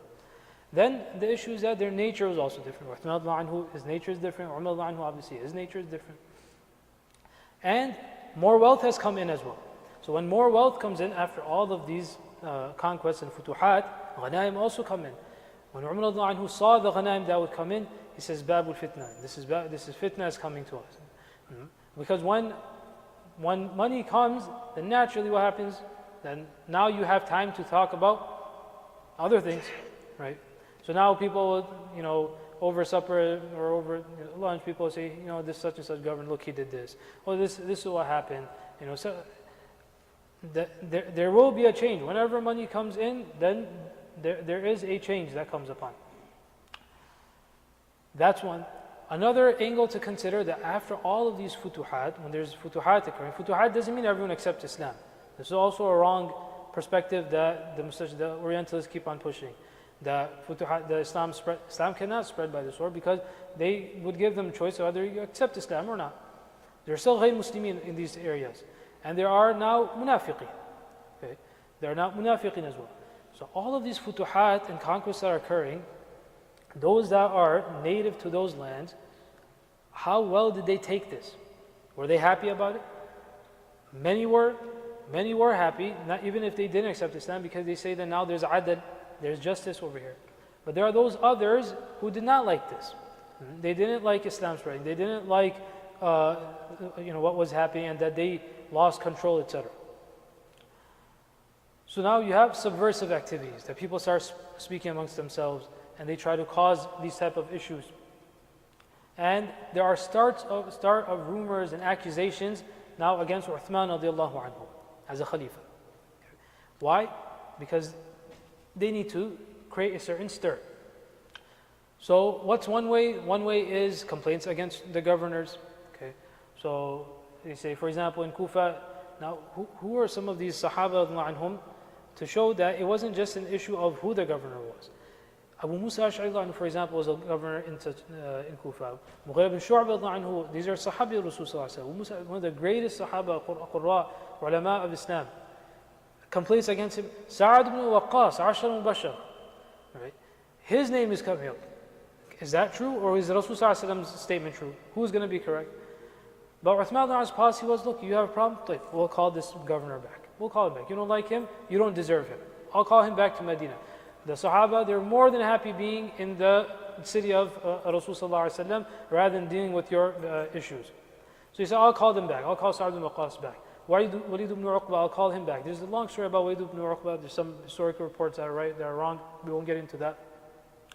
The people of Kufa, as he said, they didn't spare even Sa'ad ibn Waqqas anhu. They had a problem with Walid ibn Uqba, who was actually appointed at the time of Abu Bakr anhu as well. In Iraq, over Iraq and Jordan, is the Amir of these areas. Uthman wasn't the first one to appoint him. Okay. Then they accused Uthman anhu of nepotism. Nepotism means giving preference to your own family. Okay. Uthman anhu, in this entire area that you saw, that's under the Khilafah, right? How many total governors would he probably have to have? 20 more, tens of them, right? 20, 30, 40, 50 probably that are required to run this entire Khilafah. How many Umayyi governors did he actually have? In the history books we find maybe 4 or 5, 3 or 4 or 5 that are there. Out of these governors as well, some of them were appointed either from the time of Umar or from before that. For example, Muawiyah who's also a cousin of Uthman, he was appointed as a governor of Syria from whose time? From Umar's time. They're not family. So Uthman said that we should keep him. Yazid ibn Abi Sufyan, not Yazid ibn Muawiyah, Yazid ibn Abi Sufyan. Abu Sufyan, one son of Abu Sufyan is Muawiyah. Another son of his is Yazid. His name is also Yazid. He was also appointed from that time. Why? Because Abu Sufyan himself, who appointed him? The Rasul Sallallahu Alaihi Wasallam made him Amir over Najran. He was from Banu Umayyah. So now running a government doesn't just come over, that kind of ability. That's not grown overnight, right? These are things that require a lot of skills. Now, because Abu Sufyan, he was from the Sadat and the leaders of Quraysh, governance was something in their blood. He knew how to run a place. Who picks that up? His sons picked that up from him.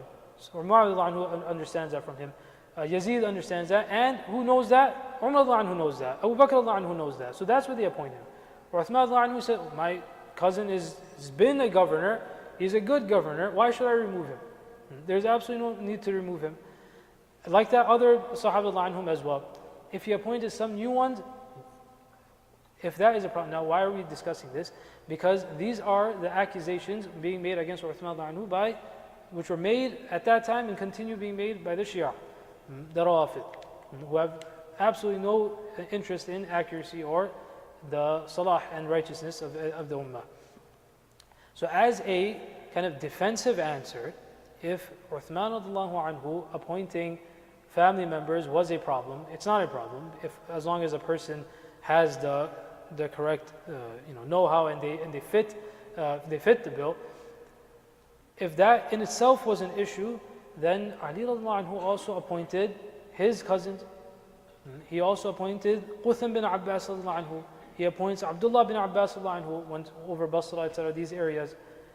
So even Ali anhu does that. Are you going to say that Ali did something which is wrong? Obviously, Shia won't do that. Right? So we don't have an issue with Ahlul Bayt. We don't have an issue with he's our fourth best. He's ours more than anyone else's. But to make this an issue that he appointed family members. Now this, unfortunately, the plot of such shayateen, shayateen al-ins, has been so successful that unfortunately some from Ahlul Sunnah even took this, and said that yes, this was a bad thing that they did, and Muawiyah did this after that as well, etc., etc. Their plot of defamation of Sahaba for many of them was very successful. They succeeded in that. Unfortunately, it is a great devastation that the Ahlul Sunnah, some of them, conceded to this. What's another criticism they make upon Uthman anhu? Uthman anhu, when the Futuhat, the conquests we saw, Azerbaijan and all these areas were conquered and they were opened. Hudayfa radiallahu anhu, Sahib al-Sirri Rasul sallallahu alayhi wa sallam, who was there in the front lines, he comes back to Medina Munawwara. And he tells Uthman anhu that, look, I found a very big issue. What is this? That people have ikhtilaf over the Quran al-Kareem and reading the Quran al-Kareem. Okay. In his words, he says, أدرك هذه الأمة, that, O Uthman, save this ummah. What was this issue? That in the Quran al-Kareem, نزل القرآن على 7 أحرف. The Quran was revealed upon 7 huruf. Huruf is different from qira'at. It's not the same as qira'at. So to facilitate for other Arab tribes, right? Because the tribes, they would all speak, they would all have some differences in their dialect and their lughah. So to facilitate for that, there would be alternative readings of them. Based on, for example, the qira'ah and the harf of Hudayl, etc., Tamim, and they would have various ones. So Hudayfa radiallahu anhu tells Uthman radiallahu anhu that have one master manuscript of the Quran al-Kareem. The manuscript that we recite from and we read and we have today, this is from the Mus'haf of Uthman radiallahu anhu. Uthman radiallahu anhu with the shura of all of the Sahaba who are present. It's not a personal thing he does. He gives the in charge of Zayd ibn Thabit, Mus'haf is taken from Hafsa radiallahu anha, etc. All of these Sahaba who are there, Qurra of the Quran al-Kareem, who are still present, with all of their mashura, Uthman radiallahu anhu does this immense khidmah and service of deen of unifying the manuscript and the script of the Quran al-Kareem. This is a khidmah and service that Uthman radiallahu anhu gave to this ummah. And that's the Mus'haf with ijma' of the Sahaba anhum that has reached us today. That's what we call it Rasm Uthmani. It's impermissible to write in any other script outside of the script of Uthman radiallahu anhu. Why? Because that was done with the ijma' of the Sahaba anhum, and it's what we call tawqifi from wahi as well. So the variant readings, those were all removed, and also based on the lugha of Quraysh, that harf was kept, and this was the master manuscript, if you want to keep.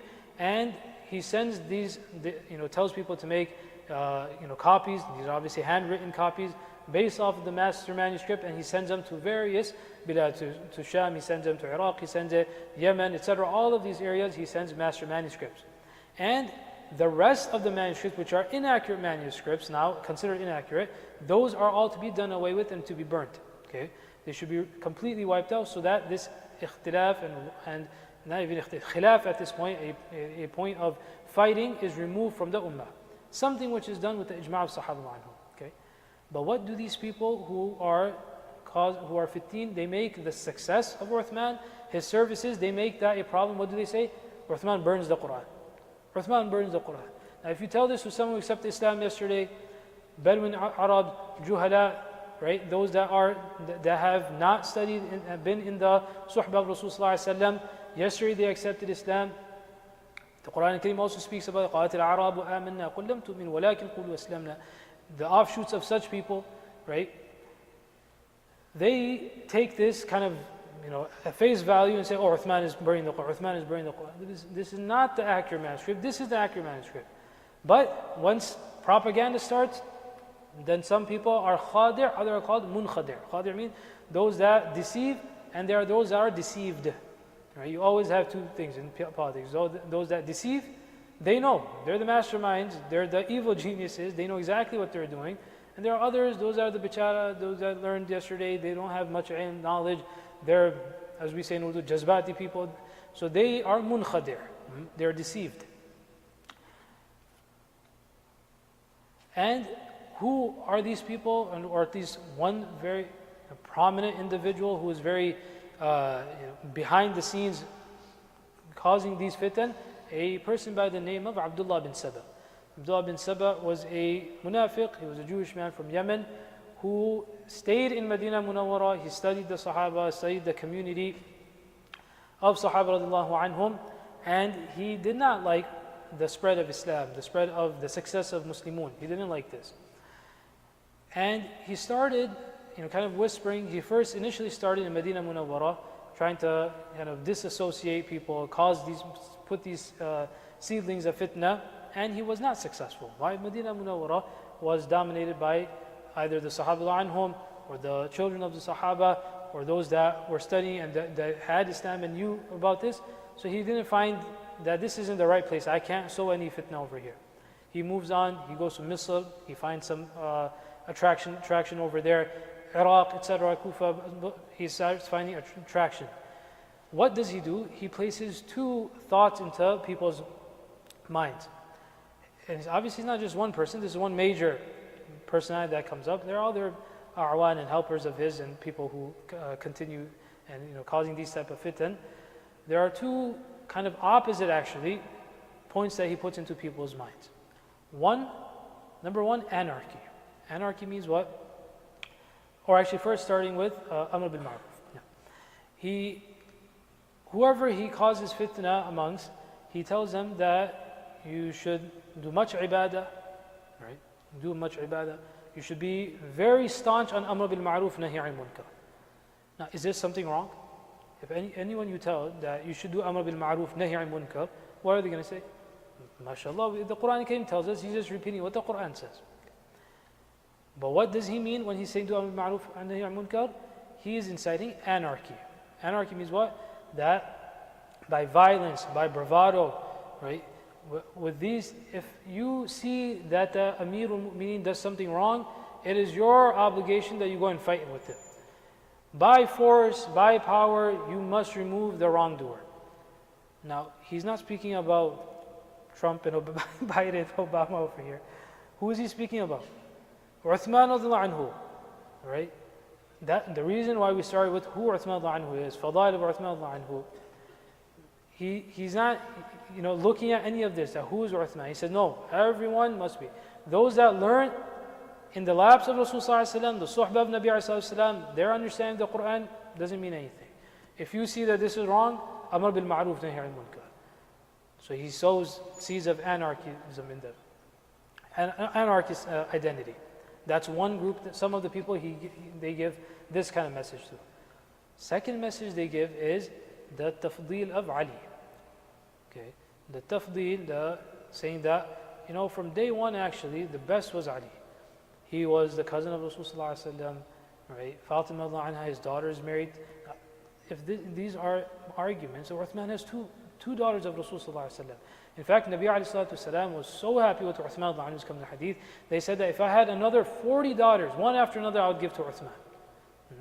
That's how much mahabbah and how much trust that he had in Uthman. So he starts showing another group. He says that in fact, see, Ali was robbed of Khilafah.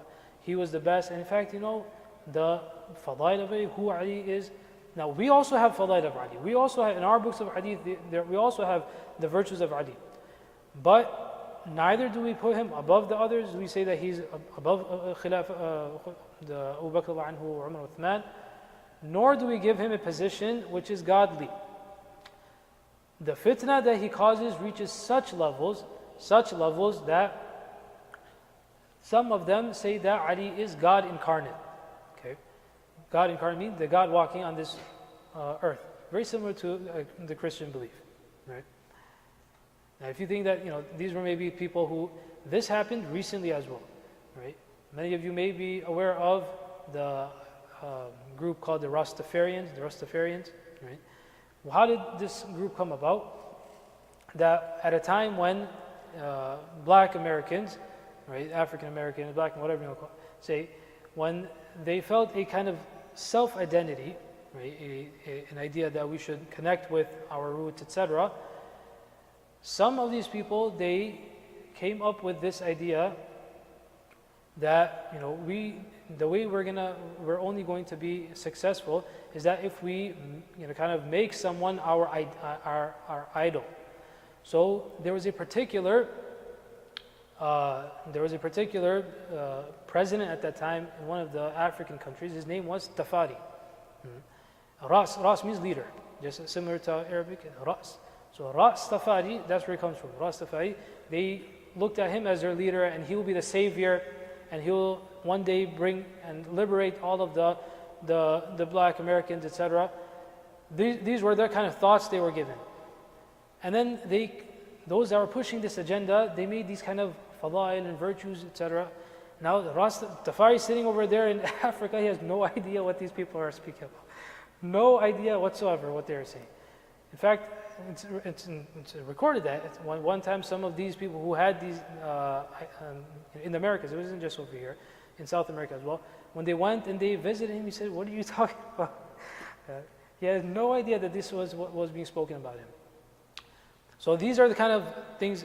Why is that relevant? Because the Ahlul Bayt later, when they go to some of these areas in Kufa, etc., and they hear the kind of things that they are saying about the Ahlul Bayt, completely wrong things. So where did you get all this from? We don't know this about ourselves. How do you know about this? So inciting anarchy, that was one. And second, raising the status of Ali. This kind of fitna is spurred such that these people are now already in the year 35 after Hijri.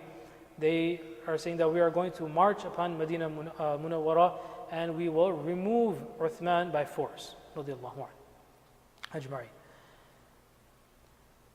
Uthman anhu comes to know of this.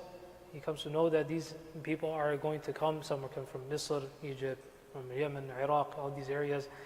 So he is prepared for this. He addresses the Sahaba that are there. The Sahaba anhu, they say, Ya Amir al-Mu'mineen, give us the order, we'll sort all of these people out and finish all of them. This is completely haqq, this is jihad. These are tuham and accusations, qadaf that they are putting, etc. This is a fitna, we should cut it off at the book. Uthman anhu, being the modest, the soft-hearted person that he was, he says that no, let them come. If they have any issues, we will address it. I'll address it with them. If they have any point, whatever problems they have, I'll answer them, I'll respond to them. And inshallah, Allah subhanahu wa ta'ala will dispel this fitna. I do not want any form of violence that occurs in the Muslim Ummah.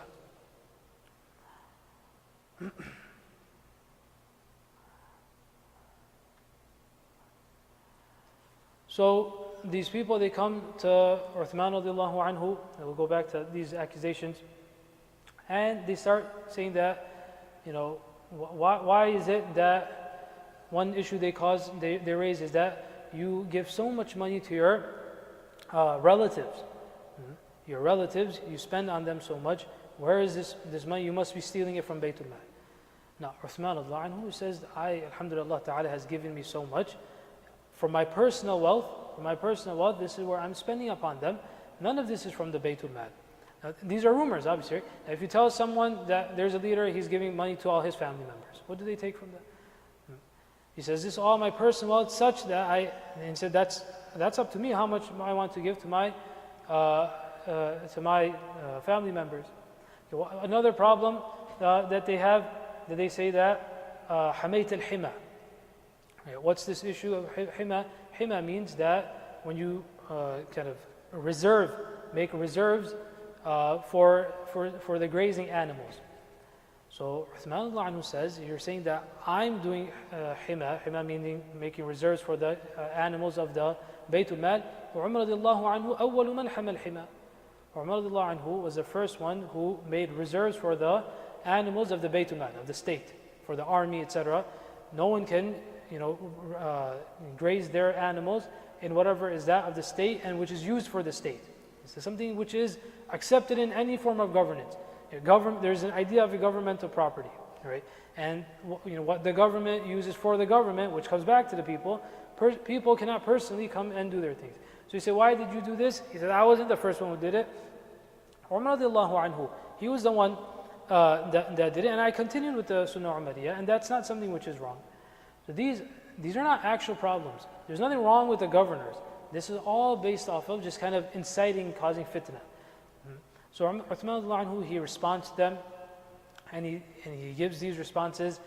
They don't find any, response back. Right? They can't answer anything back. They have nothing, and he tells them that, look, go back to where you came from. There's no issue over here. You should go back.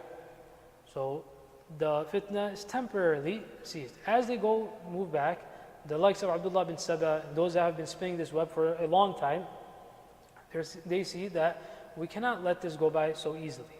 Okay? We need to do something about this. So they forge letters. They forge letters, one with the signature of Uthman. What is that signature of Uthman? Uthman anhu told them that, look, you can go back to, those that are from Misr, from Egypt, go back to Egypt. I'll let your governor know that not to do anything to you. Let you be free. You are considered completely innocent. You can go back without any issues. Whichever area you came from, I will write to your governors that they are not to touch you. There will be no violence and no one will be taken to task, although he could have. Abdullah bin Saba and these 15, those that are causing fitna, they forge letters. When forge the stamp of Uthman. Some letters are coming from under the name of Aisha anha, right? These are forged letters that are being sent, and coincidentally, these people bump into the army. They grab these people. Where are you headed with these letters? They open them up, and it says that from Uthman to the governor of such and such place, that when you see these people, kill all of them. So they are incited. That here he told us. So now all of these. Now think about this. All people who are coming from someone's coming from the north, someone from the southeast. How is it possible that all of them came back at the same time? They didn't think to themselves that someone is pulling the strings behind the scene. How is it possible that a letter went to all different directions, all of them saying the same, causing this type of problem? So that's when they come back, Ali anhu, at one point he stopped and said that, how did you all come from different places at the same time with the same agenda? Khayr. So now they demand and they lay a siege. I'm going very quickly inshallah through this. They lay a siege around the house of Uthman radiallahu anhu, and they demand that Uthman radiallahu anhu. At this year, how old is Uthman radiallahu anhu by this time? 82 years of age. An old man, old Sahabi Rasul at this time. He's 82 years of age. They demand that he comes out. He said, hand yourself over. We will take intiqam from you, and you must be removed, and you must step down. And this clamor is being made against Uthman radiallahu anhu.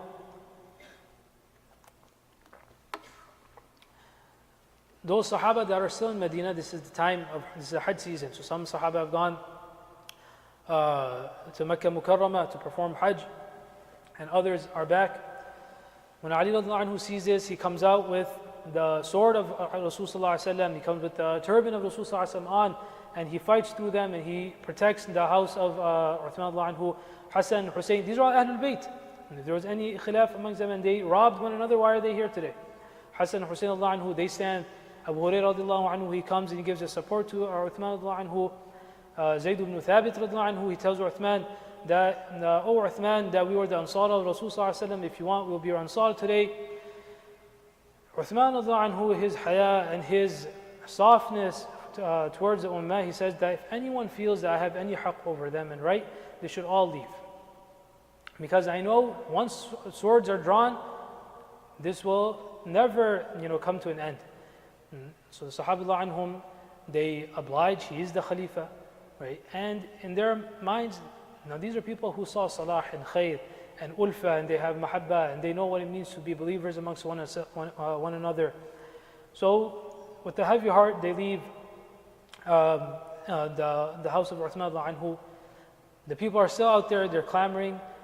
So one day, now this goes on for days, Uthman anhu comes to the roof of his house, and he addresses these people. And he says that, look, the hadith of Rasulullah, you claim to know Islam, and you claim to know Shari'at, and you claim to know the Sunnah better than us.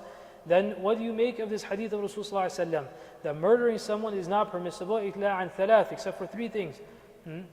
Irtidadun ba'da Islam, zinan ba'da ihsan, right?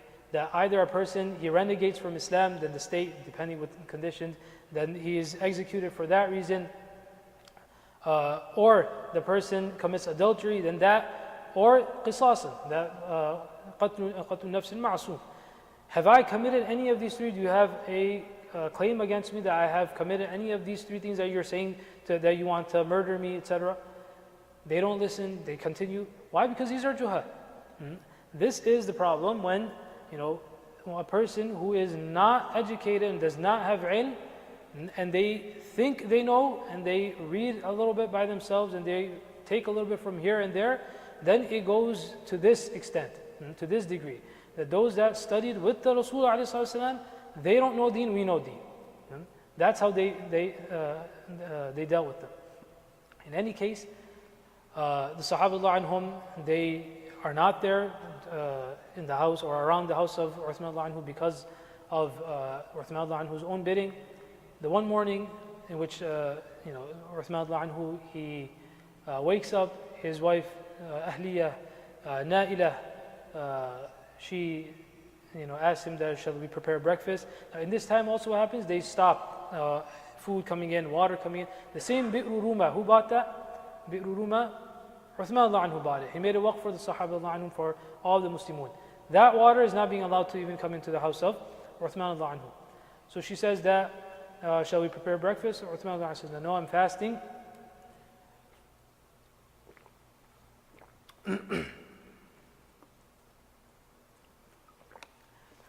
Uthman anhu, at night, he saw a dream.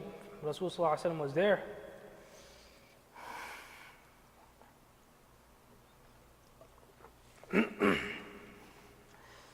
And he says, Ya Uthman, you do iftar with us tonight.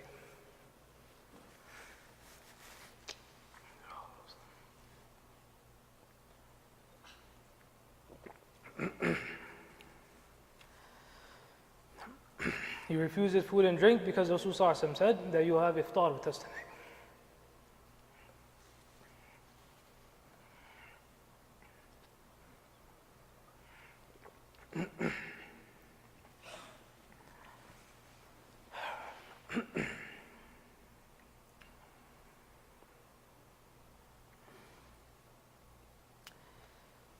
So these people, they break into the house of Uthman radiallahu anhu.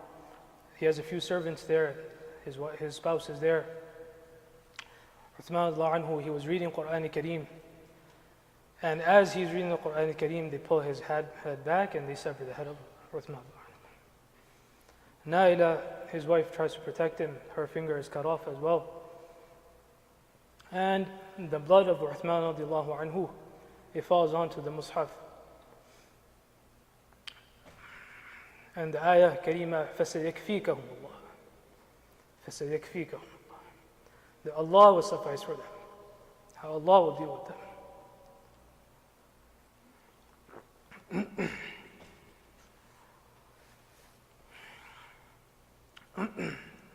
In this manner, Uthman radiallahu anhu gains his shahada and his martyrdom.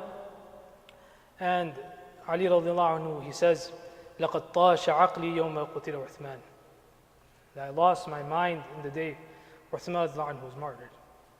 And then nothing like this, that those that claim to be Muslimun, from the ranks of Islam, Umar radiallahu anhu also gained shahada, but his murder, they knew he's not from the Muslimun. He's from the kafara. And he was a munafiq, we knew that. Those that are from Islam, and those that claim to be Muslimun, that they, at their hands, the blood of a Khalifa, and not any Khalifa, Khalifa Rashid, Uthman radiallahu anhu is spilt. This is something which we could not have even imagined. So, moving quickly forward again, what happens from here? At the time, as we said, Aisha radiallahu anha, for example, she was in Makkah Mukarramah, and she was performing Hajj. Ali radiallahu anhu, in fact, he closes the door to his house. In certain reports, it comes for 5 days, he doesn't come out. He doesn't want anything. He said, this is a fitna. How can the Muslim community do something like this? But after much bidding, Ali radiallahu anhu, he comes out.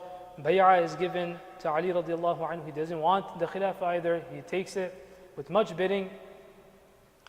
And senior Sahaba radiallahu anhum, Talha, Zubayr radiallahu anhu, etc., at their hands, they give their pledge to Ali radiallahu anhu at this time. Now, as you can see, that the fitna of such people, and these become basically the two groups of the Khawarij, the Shia, etc., they had they themselves put themselves into the group of Ali radiallahu anhu. How do you save yourself? That you put yourself in, consider that we are part of the army and part of the party. So Ali radiallahu anhu, now at this, what's supposed to happen? Qisas. They killed Uthman radiallahu anhu. The qisas should be taken from them, right? Nafsun bi nafs. They killed, so therefore qisas should be taken from them. Ali radiallahu anhu, he senses the sensitive nature right now, that if anything is to be done, it should be done after we kind of come together as the Sahaba anhum, the entire community should be together. And their ranks of the Khawarij, we don't know how far they have reached. Right? The seeds of fitna that they have sown, this can cause a bigger fitna and more violence and bloodshed in Medina Munawwara. On the other side, we have other Sahaba radiallahu anhum, Muawiyah radiallahu anhu, the son of Uthman radiallahu anhu, although Talha bin Zubayr and Zubayr radiallahu anhuma, both of them gave pledge and bay'ah to Ali radiallahu anhu. They had no problem with his khilafah. They were demanding that qisas should be taken now. Immediately take care of the issue of qisas. We can't let this type of fitna, the people come and just murder the Khalifa. This is not something we can accept. Letting this go any forward is kind of almost as if we are kneeling to the Khawarij. We are kneeling to them, and we can't accept this. The Bughat and these type of rebels, we will fight them, and we will not allow them to get away with the murder of Uthman radiallahu anhu. Aisha radiallahu anha still hasn't given bay'ah. She's in Makkah Mukarramah. When she comes to hear of this, she obviously also, you can imagine when this report reaches her, she also demands for the qisas of Uthman radiallahu anhu. Ali radiallahu anhu, his political position is that we cannot take it right now. Why? Because this will cause a bigger fitna. We need to come together, do taskin al-fitna. When the time is right, we will remove all of these individuals one by one, so that no further problem should be created. Over here, it's very important that none of the Sahaba anhum were against Ali radiallahu anhu's khilafah. Everyone was okay with taking, either had given khilafah to Ali radiallahu anhu, or said that as soon as qisas is taken, then we will give bay'ah to Ali radiallahu anhu. No one was claiming bay'ah to themselves. This kind of topic, or the name of the topic, they might be misleading for some people. The political difference. Someone claimed khilafah, no one else claimed khilafah. Everyone saw Ali radiallahu anhu as either the khalifa at this moment by giving their bay'ah, Or they said that first take care of these mufsidun, these corrupt people who have kind of blended themselves into the community, and the issue of qisas should be dealt with immediately, and then we'll give khilaf, bay'ah. A considerable time goes by, no signs of qisas being taken are seen. So Talha and Zubayr anhuma, who did give bay'ah to Ali anhu, they go to Makkah Mukarramah to meet Aisha anha. Others, senior Sahaba anhum, are also over there. The governors from Basra are there, Abdullah ibn Amir, etc. And they make mashwara amongst themselves that, look, what should we do? So their political position is first qisas. Okay, that's it. That's the difference. Either first qisas, right, and then bay'ah, or the other was Ali anhu says, first let's come together, everyone show one, one position together, and together we will remove these 15 after some time. This continues, so the mashwara is made amongst those that are demanding qisas right now. They say that what we should do is gain more support, gain more traction from the ummah. That fine, right at this point, Ali anhu, he's not accepting our proposal of immediate qisas. We should go to other places throughout the Muslim world and see, if we can gain traction and support from those that have the same mindset, or we can convince them of demanding qisas for the dam of Uthman, the blood of Uthman anhu. Their mashwara is concluded, and they decide that the best place we should go is Basra. Okay, so just to give you kind of where we are, they say we should go to. This is Iraq, and you have Basra over here in Iraq. Okay. Some said that we should maybe go by Muawiyah in Sham, because he has a very strong hold over Syria and Sham. He can help us in this. But in any case, they say that we'll go to Basra. Okay, so from here, from Hijaz, we're going to Basra. Aisha anha, she's also going. Her nephew is with her, Abdullah bin Zubayr who is there. She's not traveling alone. When they reach Basra, and they try to gain support for their cause. Now this is a good cause. There's no wrong over here what they're doing in and of itself, right? And demanding qisas. This isn't something which is for themselves. It's not personal, right? This is Damu Uthman anhu. This is a hukum of the Sharia. When Ali anhu comes to hear of this, that they are meeting in Basra, and those that are around him, they come to hear of this. So obviously a question comes up that, look, is this an issue of going against the Khilafah? Because that we cannot be allowed as well, right? We can't break a Khilafah, we need to be one together. So with the intent of going and seeing what is going on in Basra, okay? They don't have text messages, they don't have email, they don't have phone calls. We're going to have to go and we'll see what is happening in Basra. In fact, Hassan anhu himself, the son of Ali anhu, Hassan anhu, he told Ali anhu that you shouldn't go. It's best you let them do what they're doing. Stay in Medina Munawwara. Whatever it is, we will settle it from here. There's no need to go out. In any case, Ali anhu said that, look, we're just going to see what is happening. If there's any sulh, if we can bring everyone together, that is, the best. So when Ali anhu reaches there, he sends his messenger Qa'qa' bin Amr.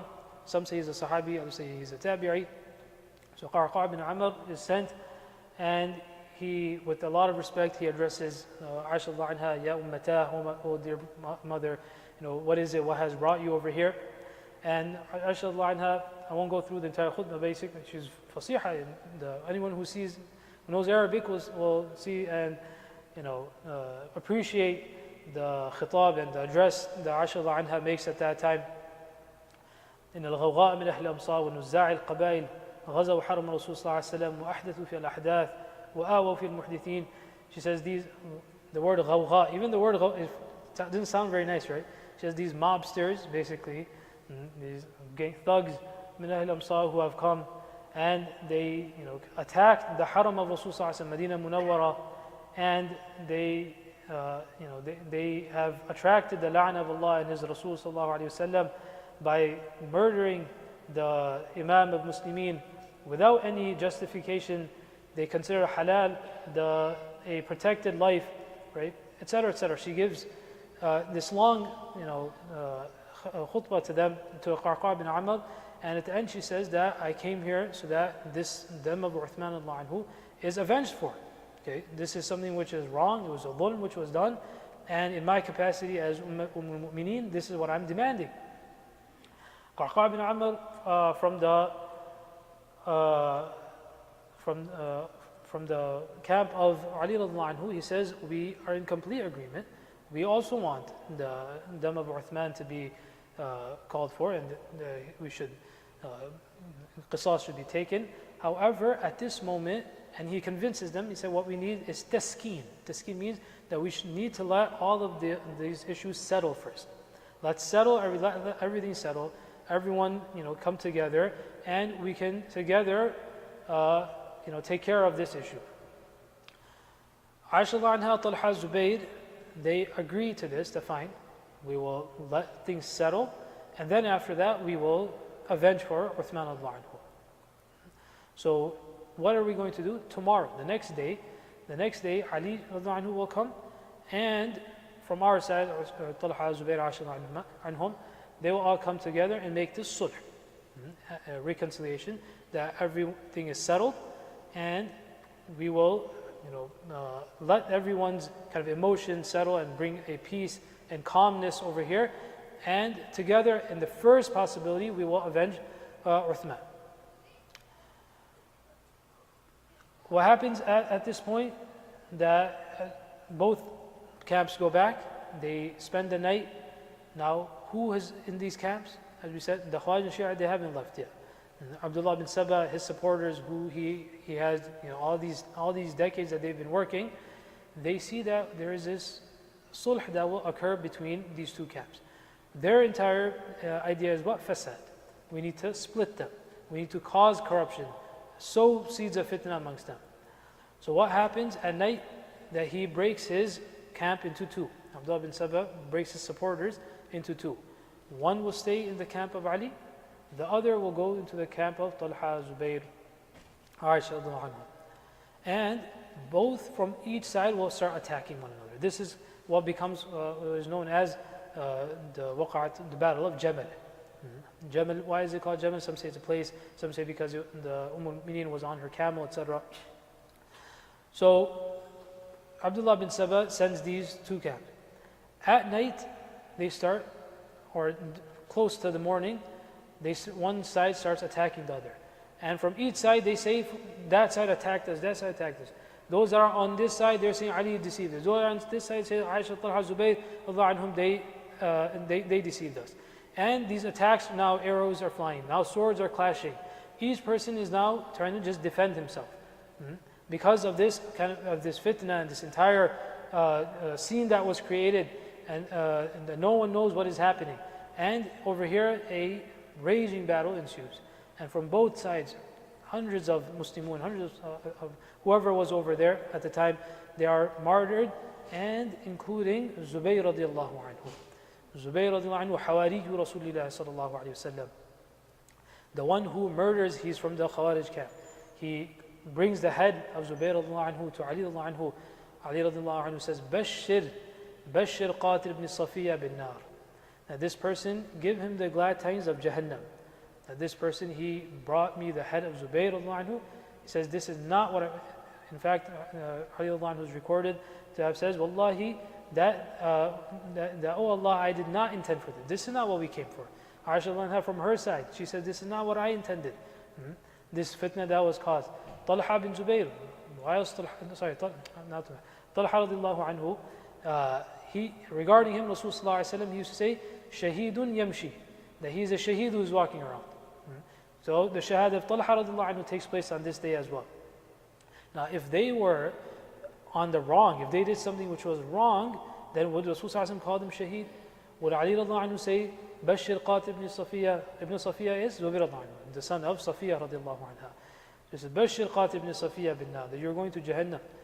Because wantingly, desiringly, you killed Zubayr radiallahu anhu. This was meditated. This is what you wanted. Those that attacked back in defense, that's one thing. But your killing of Zubayr anhu was meditated. In fact, Zubayr anhu was walking off the battlefield. He said that this is not what we came for. We came for sulh, and this is a battle that's going on. Despite that, they grab him, they murder him. So this fitna is caused over here at this, in this waqi'atul Jamal. In any case, Ali radiallahu anhu's camp, they overcome the camp of Talha Zubayr. Everything settles for some time. And Aisha radiallahu anha, she is considered safe. Ali radiallahu anhu himself goes and asks al-Mu'mineen Aisha radiallahu anha that has any taklif and any problem, any difficulty has come upon you. She said, Alhamdulillah, I'm okay. They both give dua to one another, and she is transported back to Medina Munawwara. Ali radiallahu anhu himself makes sure that she gets transported back to Medina Munawwara. Those that are on this camp, in the camp of Ali radiallahu anhu, those that are Khawarij, what are they demanding? They say, give us mal ghanimah. Ali radiallahu anhu says, you can't take ghanimah from Muslimun.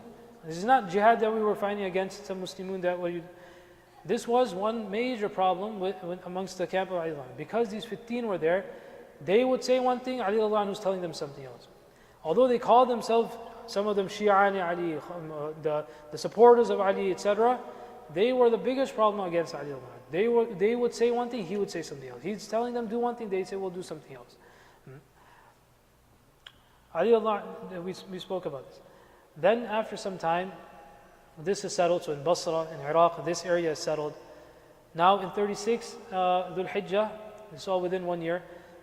Within the year, all this is happening. Dhul Hijjah, at the end of the year, Ali radiallahu anhu, he decides to go towards Sham now. Sham, this is where Muawiyah radiallahu anhu still, and those that are there. It's not only Muawiyah radiallahu anhu, Mughira bin Shu'bah, for example, Amr ibn al-As radiallahu anhu, Fatih of Misr, right? He's also in the camp of Muawiyah radiallahu anhu and other senior tabi'un, and they are still of the position that, look, until these Khawarij and all these problematic people are not dealt with, and the Dam of Uthman is not paid for, and Qisas is not taken, we cannot settle upon Khilafah. First, this needs to be taken care of. Remove all of these 15 from within our ranks, and then we'll give Khilafah, or Bay'ah.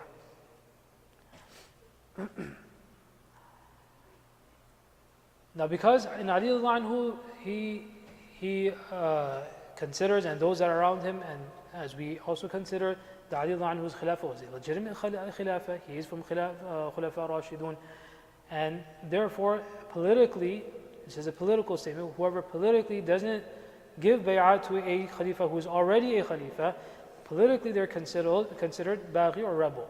Okay, rebel here doesn't mean someone who is kind of nefarious and does bravado, these type of things, and anarchism. That's not what we mean by rebel here in Bughat, but meaning that they are not accepting a consolidated khilafah, and that's what we mean over here. In any case, he goes, Ali radiallahu anhu, he camps by the Euphrates. This is the Euphrates over here, the Euphrates river over here. The forces of Muawiyah radiallahu anhu are around here in Sham, Syria. Siffin, this is the area. This is where the battle eventually takes place. So when he camps over here, Sahaba radiallahu anhum, they make attempts of reconciliation amongst them. Jarir bin Abdullah radiallahu anhu, Jarir bin Abdullah radiallahu anhu, he is sent to try to reconcile. That fails. Abu Muslim Khawlani is tabi'i. When he goes to Muawiyah radiallahu anhu, he speaks to Muawiyah and says that, look, do you consider yourself better than Ali radiallahu anhu? Do you consider yourself? Muawiyah radiallahu anhu, in clear terms, tells him that Ali is much better than me. He is ahaq bil khilafah, and I give that to him, and I accept that. The issue we are demanding is first take care of qisas and remove the mufsidun, and then we will give bay'ah. As long as such mufsidun, corrupt people, are within the ranks, we cannot have this legitimate position.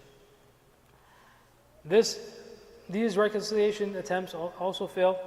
Eventually, 70,000 from the side of Muawiyah radiallahu anhu and 100,000 from Ali radiallahu anhu's camp. They clash. This is also upon the incitement of these same Khawarij. This battle continues for some time. No one is happy about it. Each one in their mind is demanding for what is Shari. They are saying that qisas and dealing with mufsidun, that is what the Sharia demands at this point. This is their ijtihad. And the ijtihad of Ali radiallahu anhu is that no, we have a consolidated khilafah at this point. Come together, let's repel them together. In any case, this battle ensues. Many are martyred. After some time, Amr ibn al-As anhu, from the side of Muawiyah anhu, he sees this. Now, no one is happy about what's happening. Why? If you look over here, what's on the borders? The Byzantine Empire.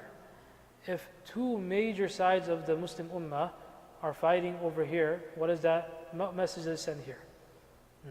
No one wants the Muslim Ummah to be weak and for there to be inner fighting, whereas jihad needs to be continued over here. Whenever there is inner fightings, there will never be any advancement. That's why in the Khilafah of Ali radiallahu anhu, there were no further jihad was done, no further futuhat came. But there was again another fitna. That fitna, inner fitna, had to be dealt with. Right? That fitna of Khawarij has to be dealt with. We're not saying this as a as a wrong point on his side. He had to deal with the fitna of Khawarij in his time. So, Amr ibn al-As anhu, he's the commander, he's a genius commander, he's a Fatih of Misr, of Egypt. He tells the camp that the next day, the next morning, what you should do is go with the Quran Kareem, put a few spears together and put the Quran Kareem and go into battle. That we want to stop this fighting. We want the Quran will decide between us what is the right thing to do. What is the right position? We must stop this fighting amongst ourselves, and the Quran will decide amongst us. Ali anhu, etc., from his side, they agreed to this, and from each side, a hakam for arbitration is sent. So from the side of Amr ibn al-As anhu, he's the hakam, and Abu Musa Ash'ari radiallahu anhu, he is the hakam from the side of from the side of Ali radiallahu anhu. Now, who pushes for the arbitration as well? The Khawarij. What's in their mind? Their mind say, we know the Quran al-Kareem better than these Sahaba, right? So we'll let the Quran decide amongst ourselves. So they push for the arbitration. They say, yeah, or not arbitration. In fact, they say, afwan. They don't push for arbitration. They push for making the Quran al-Kareem a hakam and a judge amongst ourselves. Okay. Now, how will this happen? They say, send one representative from your side and send another representative from our side. So Amr ibn al-As from the side of Muawiyah, Abu Musa Ash'ari anhu from the side of Ali anhu. They both meet together. Now over here, there are all kinds of fabricated narrations that come from, that are made over here. That Amr ibn al-As, he deceived Abu Musa Ash'ari, and what they decided was that they would, these wrong reports, they say, that they both decided to remove Ali and Muawiyah anhu. That remove Ali as well, he's also in the wrong. Muawiyah is also in the wrong, we'll come up with the third. The entire Ummah agreed that Ali was the best. How can that even be correct? Even if a person thinks about it logically, firstly from this side of Ali, why would they say that? And from the other side, they're also saying we consider him to be the best. But to cause fitna, these type of fabricated narrations. So what happens, according to these wrong narrations, that they both come on the day to make their judgment. Amr ibn al-As pushes Abu Musa first. Okay, you go and speak first. So Abu Musa, he says that I remove from my side Ali anhu. Now when it's time for Amr ibn al-As, he deceives him and he says, I'm going to make Muawiyah the Khalifa. Muawiyah anhu never became Khalifa whilst Ali anhu was alive to begin with. But these fabricated narrations say this. What did happen? They both came together. They discussed it. They weren't able to come to a conclusive decision at the moment. So they said that 1 year later, after 1 year later, we will meet in a place called Dawmatul Jandal. Let's see if we have it over here. Right here, Dawmatul Jandal. This is where we will meet, and a final decision will be made within the year, sometime. This decision will be publicized and it will be announced. For the time being, what will happen to stop this fitna and to stop all kind of violence amongst the Muslim Ummah. Keep one thing in mind, that when we're saying that there are Muslimun on the side, these weren't all Sahaba, not all the Sahaba were taking part in this. Many, in fact, some reports say most of the Sahaba, they stayed away from all of this. Each one went into their own home. Neither are we lending support here, neither are we lending support over here. So the temporary agreement was what? That Mu'adh would take care of these areas where he already has governorship over this. He wasn't governor over here from the time of Uthman. And Ali anhu, he will continue governing all of these areas, continue as it was. The final decision will come to in a year. We will discuss this. Okay. Ali anhu agrees to this. Who doesn't agree to this? Those in their ranks, Khawarij in the ranks. Not all of them, those that were the Khawarij in the ranks. What do they start saying? إِنِ الْحُكْمُ إِلَّا لِلَّهِ إِنِ الْحُكْمُ إِلَّا لِلَّهِ. That decision can only be that of Allah. Who said Abu Musa can make a decision? Who said Amr ibn al-As can do this? Whereas they were arbitrators. This is arbitration. Tahkim itself comes in the Quran al-Kareem. They went to this degree, that not some of them, the Khawarij, many of them, they did takfir of Ali anhu, called him kafir, that you went against the Quran al-Kareem. The same people who were in his ranks. They said that Ali anhu is kafir. Who is this? Allah subhanahu wa ta'ala, Rasul says about him, لَوْأُعْطِيَنَّ الرَّايَةَ غَدًا رَجُلًا يُحِبُّ اللَّهَ وَرَسُولَهُ وَيُحِبُّهُ اللَّهُ وَرَسُولُهُ. Allah and His Rasul love him, and he loves Allah and His Rasul. Right? Some 12, 16, or 20,000 of them, they move away from the camp of Ali anhu, and they go camp in a place called Harura. That's over here, away from by Kufa in this area, Harura. They break away from Ali anhu also, and as we said, obviously the takfir of Ali anhu, and they break away from the camp. Ali anhu doesn't want this fitna to continue either, right? He's not doing their takfir, they're the ones that are calling him kafir. So he says that I will send Ibn Abbas anhu, Mufassir al-Quran, Habr al-Ummah. That these people, they are saying they know the Quran al-Karim very well. We will send Ibn Abbas anhu to debate with them. So Ibn Abbas anhu is sent to them, and he says that, oh people, why are you, what is your issue with Ali anhu that made him a kafir? So they say, well, number one, he agreed to tahkim. Tahkim meaning arbitration. Whereas the ayah karima, the Quran says, إِنِ الْحُكْمُ إِلَّا لِلَّهِ. Hukm is only for Allah. He said, what's your second issue? He said that the issue of POWs, prisoner of war. Why are we not taking the people of, we fought, against Jamal, we fought in Siffin. Why are we not taking them as sabaya? And thirdly, why did Ali anhu, in the agreement with Mu'adh anhu, why did he not write Amirul Mu'mineen? Why did he not write his name, Ali Amirul Mu'mineen? If he didn't write it, that means he's Amirul Kafirin. This is how they're speaking about Ali anhu. The same people are in this group. So Ibn Abbas anhu says, okay, these are your three issues? He says, yeah, they say, okay, first one, as far as tahkim is considered, making hakam and having someone who decides on a particular matter, the Quran al-Karim is very clear that if there is any difference amongst spouses, فَبَعَثُوا حَكَمًا مِنْ أَهْلِهِ وَحَكَمًا مِنْ أَهْلِهَا إِنْ يُرِيدَ إِصْلَاحًا يُوَفِّقِ اللَّهُ بَيْنَهُمْ. The Quran al-Karim says that have a system of arbitration when there is a problem in a family problem, a domestic problem within spouses. The Quran al-Karim itself allows hakam. He says that to you the blood of Muslimun is being spilled here. That is cheaper than this issue. This is Mufassir al-Ummah. What else? He says that in the ayat regarding the kafara of killing in the haram, there also the ayah karima says that you should have a hakam who decides, appoint someone who will do taqweem and evaluate how much kafara should be given. There's a hakam as well. As far as the ayat al-hukm illah, what is that actually? What's the correct place for that? That's a separate issue. We're not going to get into that right now. So many of them, they say, okay, fine, that's acceptable what you are saying. The second issue, the issue of POWs. Why do we not take them as sabaya? So he says that, who were you fighting in Jamal? Umm al-Mu'mineen Aisha anha is there. that which of you will consider Aisha anha halal for you? This is Aisha anha. One of two things. Either you say that she's halal for you, and that means you're going against the Quran Kareem, which says that she's a mother of believers and you cannot take her. Or you say that she's not mu'mineen. Whichever way you go, you're going against the Quran Kareem.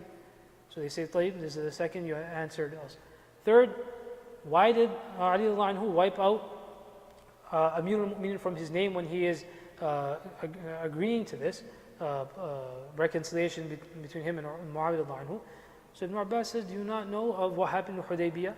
When the kuffar of Mecca, they came, they stopped Rasul sallallahu alaihi wasallam. Sulhul Hudaybiyah, a contract, a reconciliation letter was written between the Quraysh, and when Muhammadur Rasulullah was put, and they said that if we accepted you as Rasulullah, then what's the fight amongst us?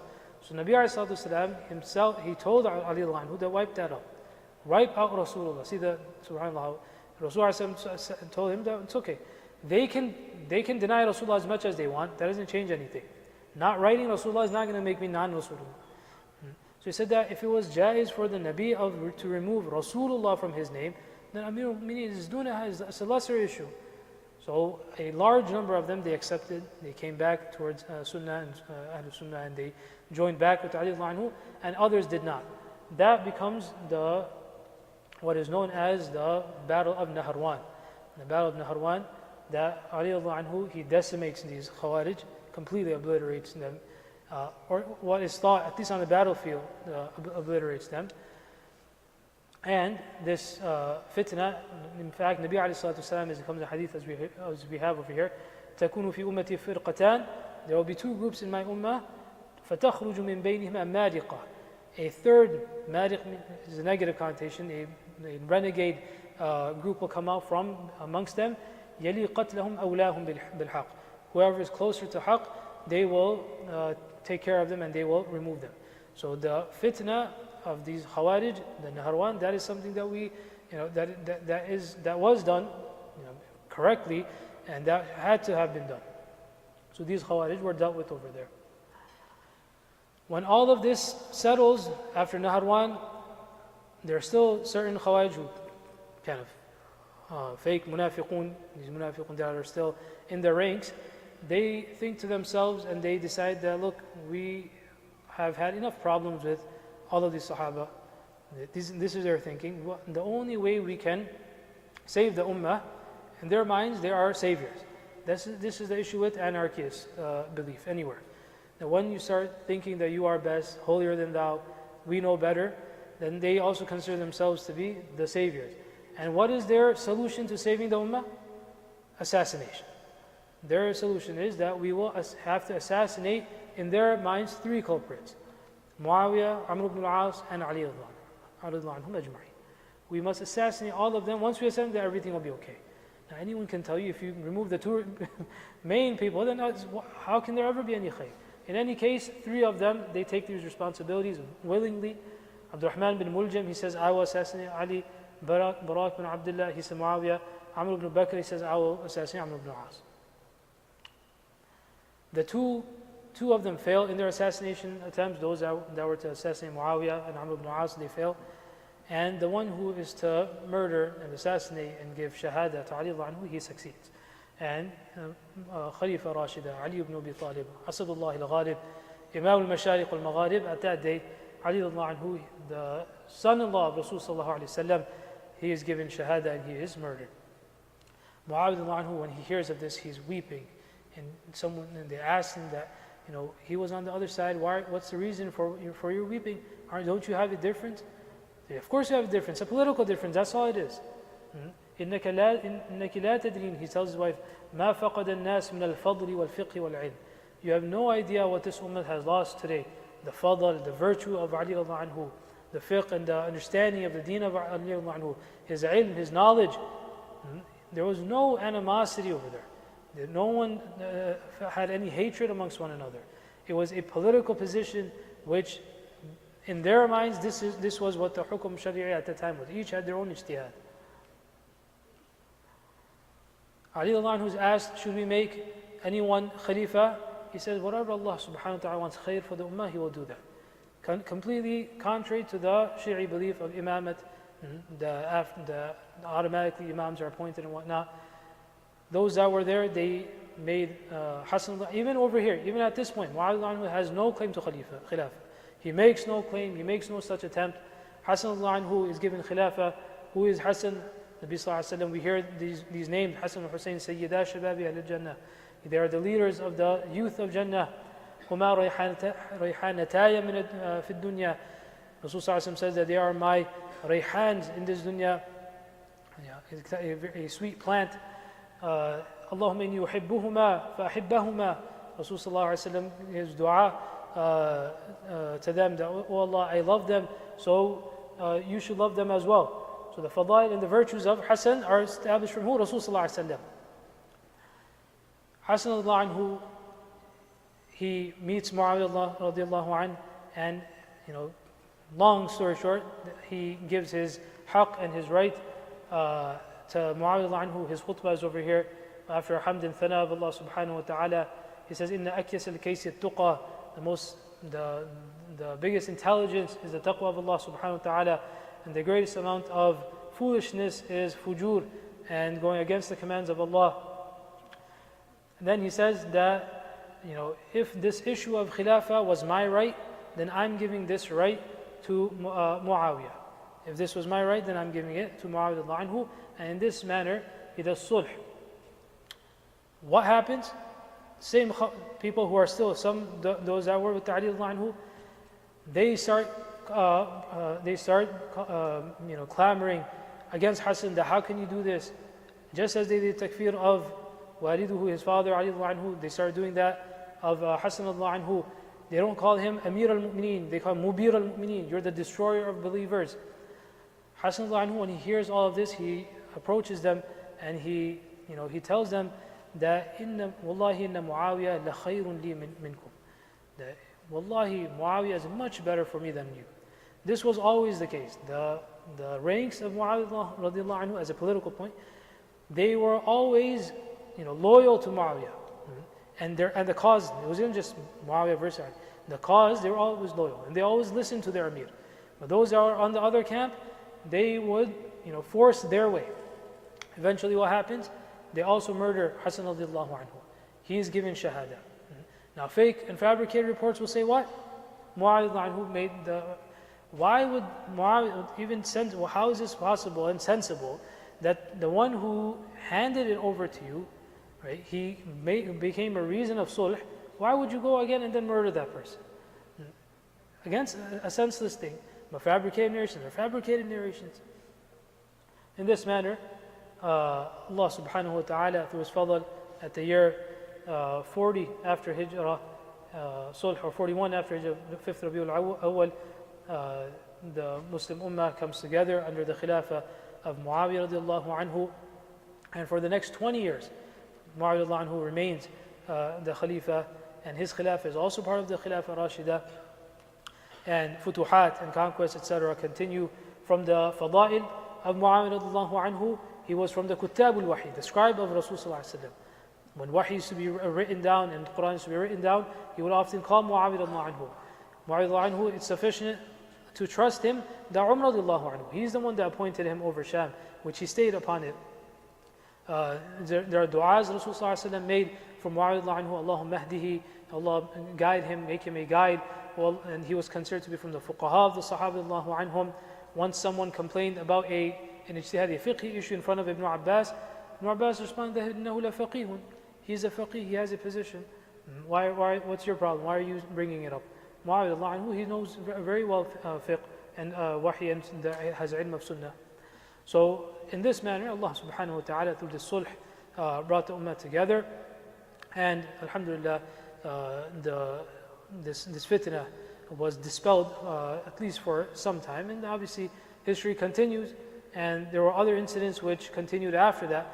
But as far as amongst the Sahaba anhum, the political differences, to recap, none of the issues were based off of personal agenda, right? These were merely based on what each of them in their ijtihad considered to be correct and the most right way, and the way to establish the sharia of Allah subhanahu wa ta'ala.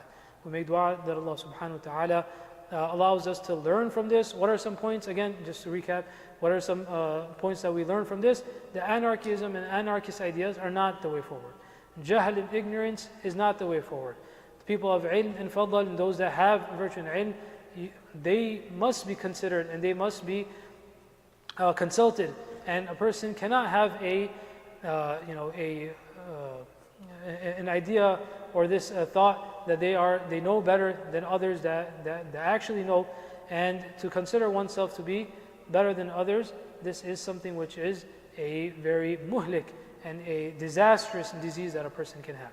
We make dua that Allah subhanahu wa ta'ala gives us understanding and increase us in our mahabbah for all of the Sahaba radiallahu anhum, increases in our love for them, their reverence, and to learn about the Sahaba radiallahu anhum. Wa akhiru da'wana and alhamdulillahi rabbil alameen.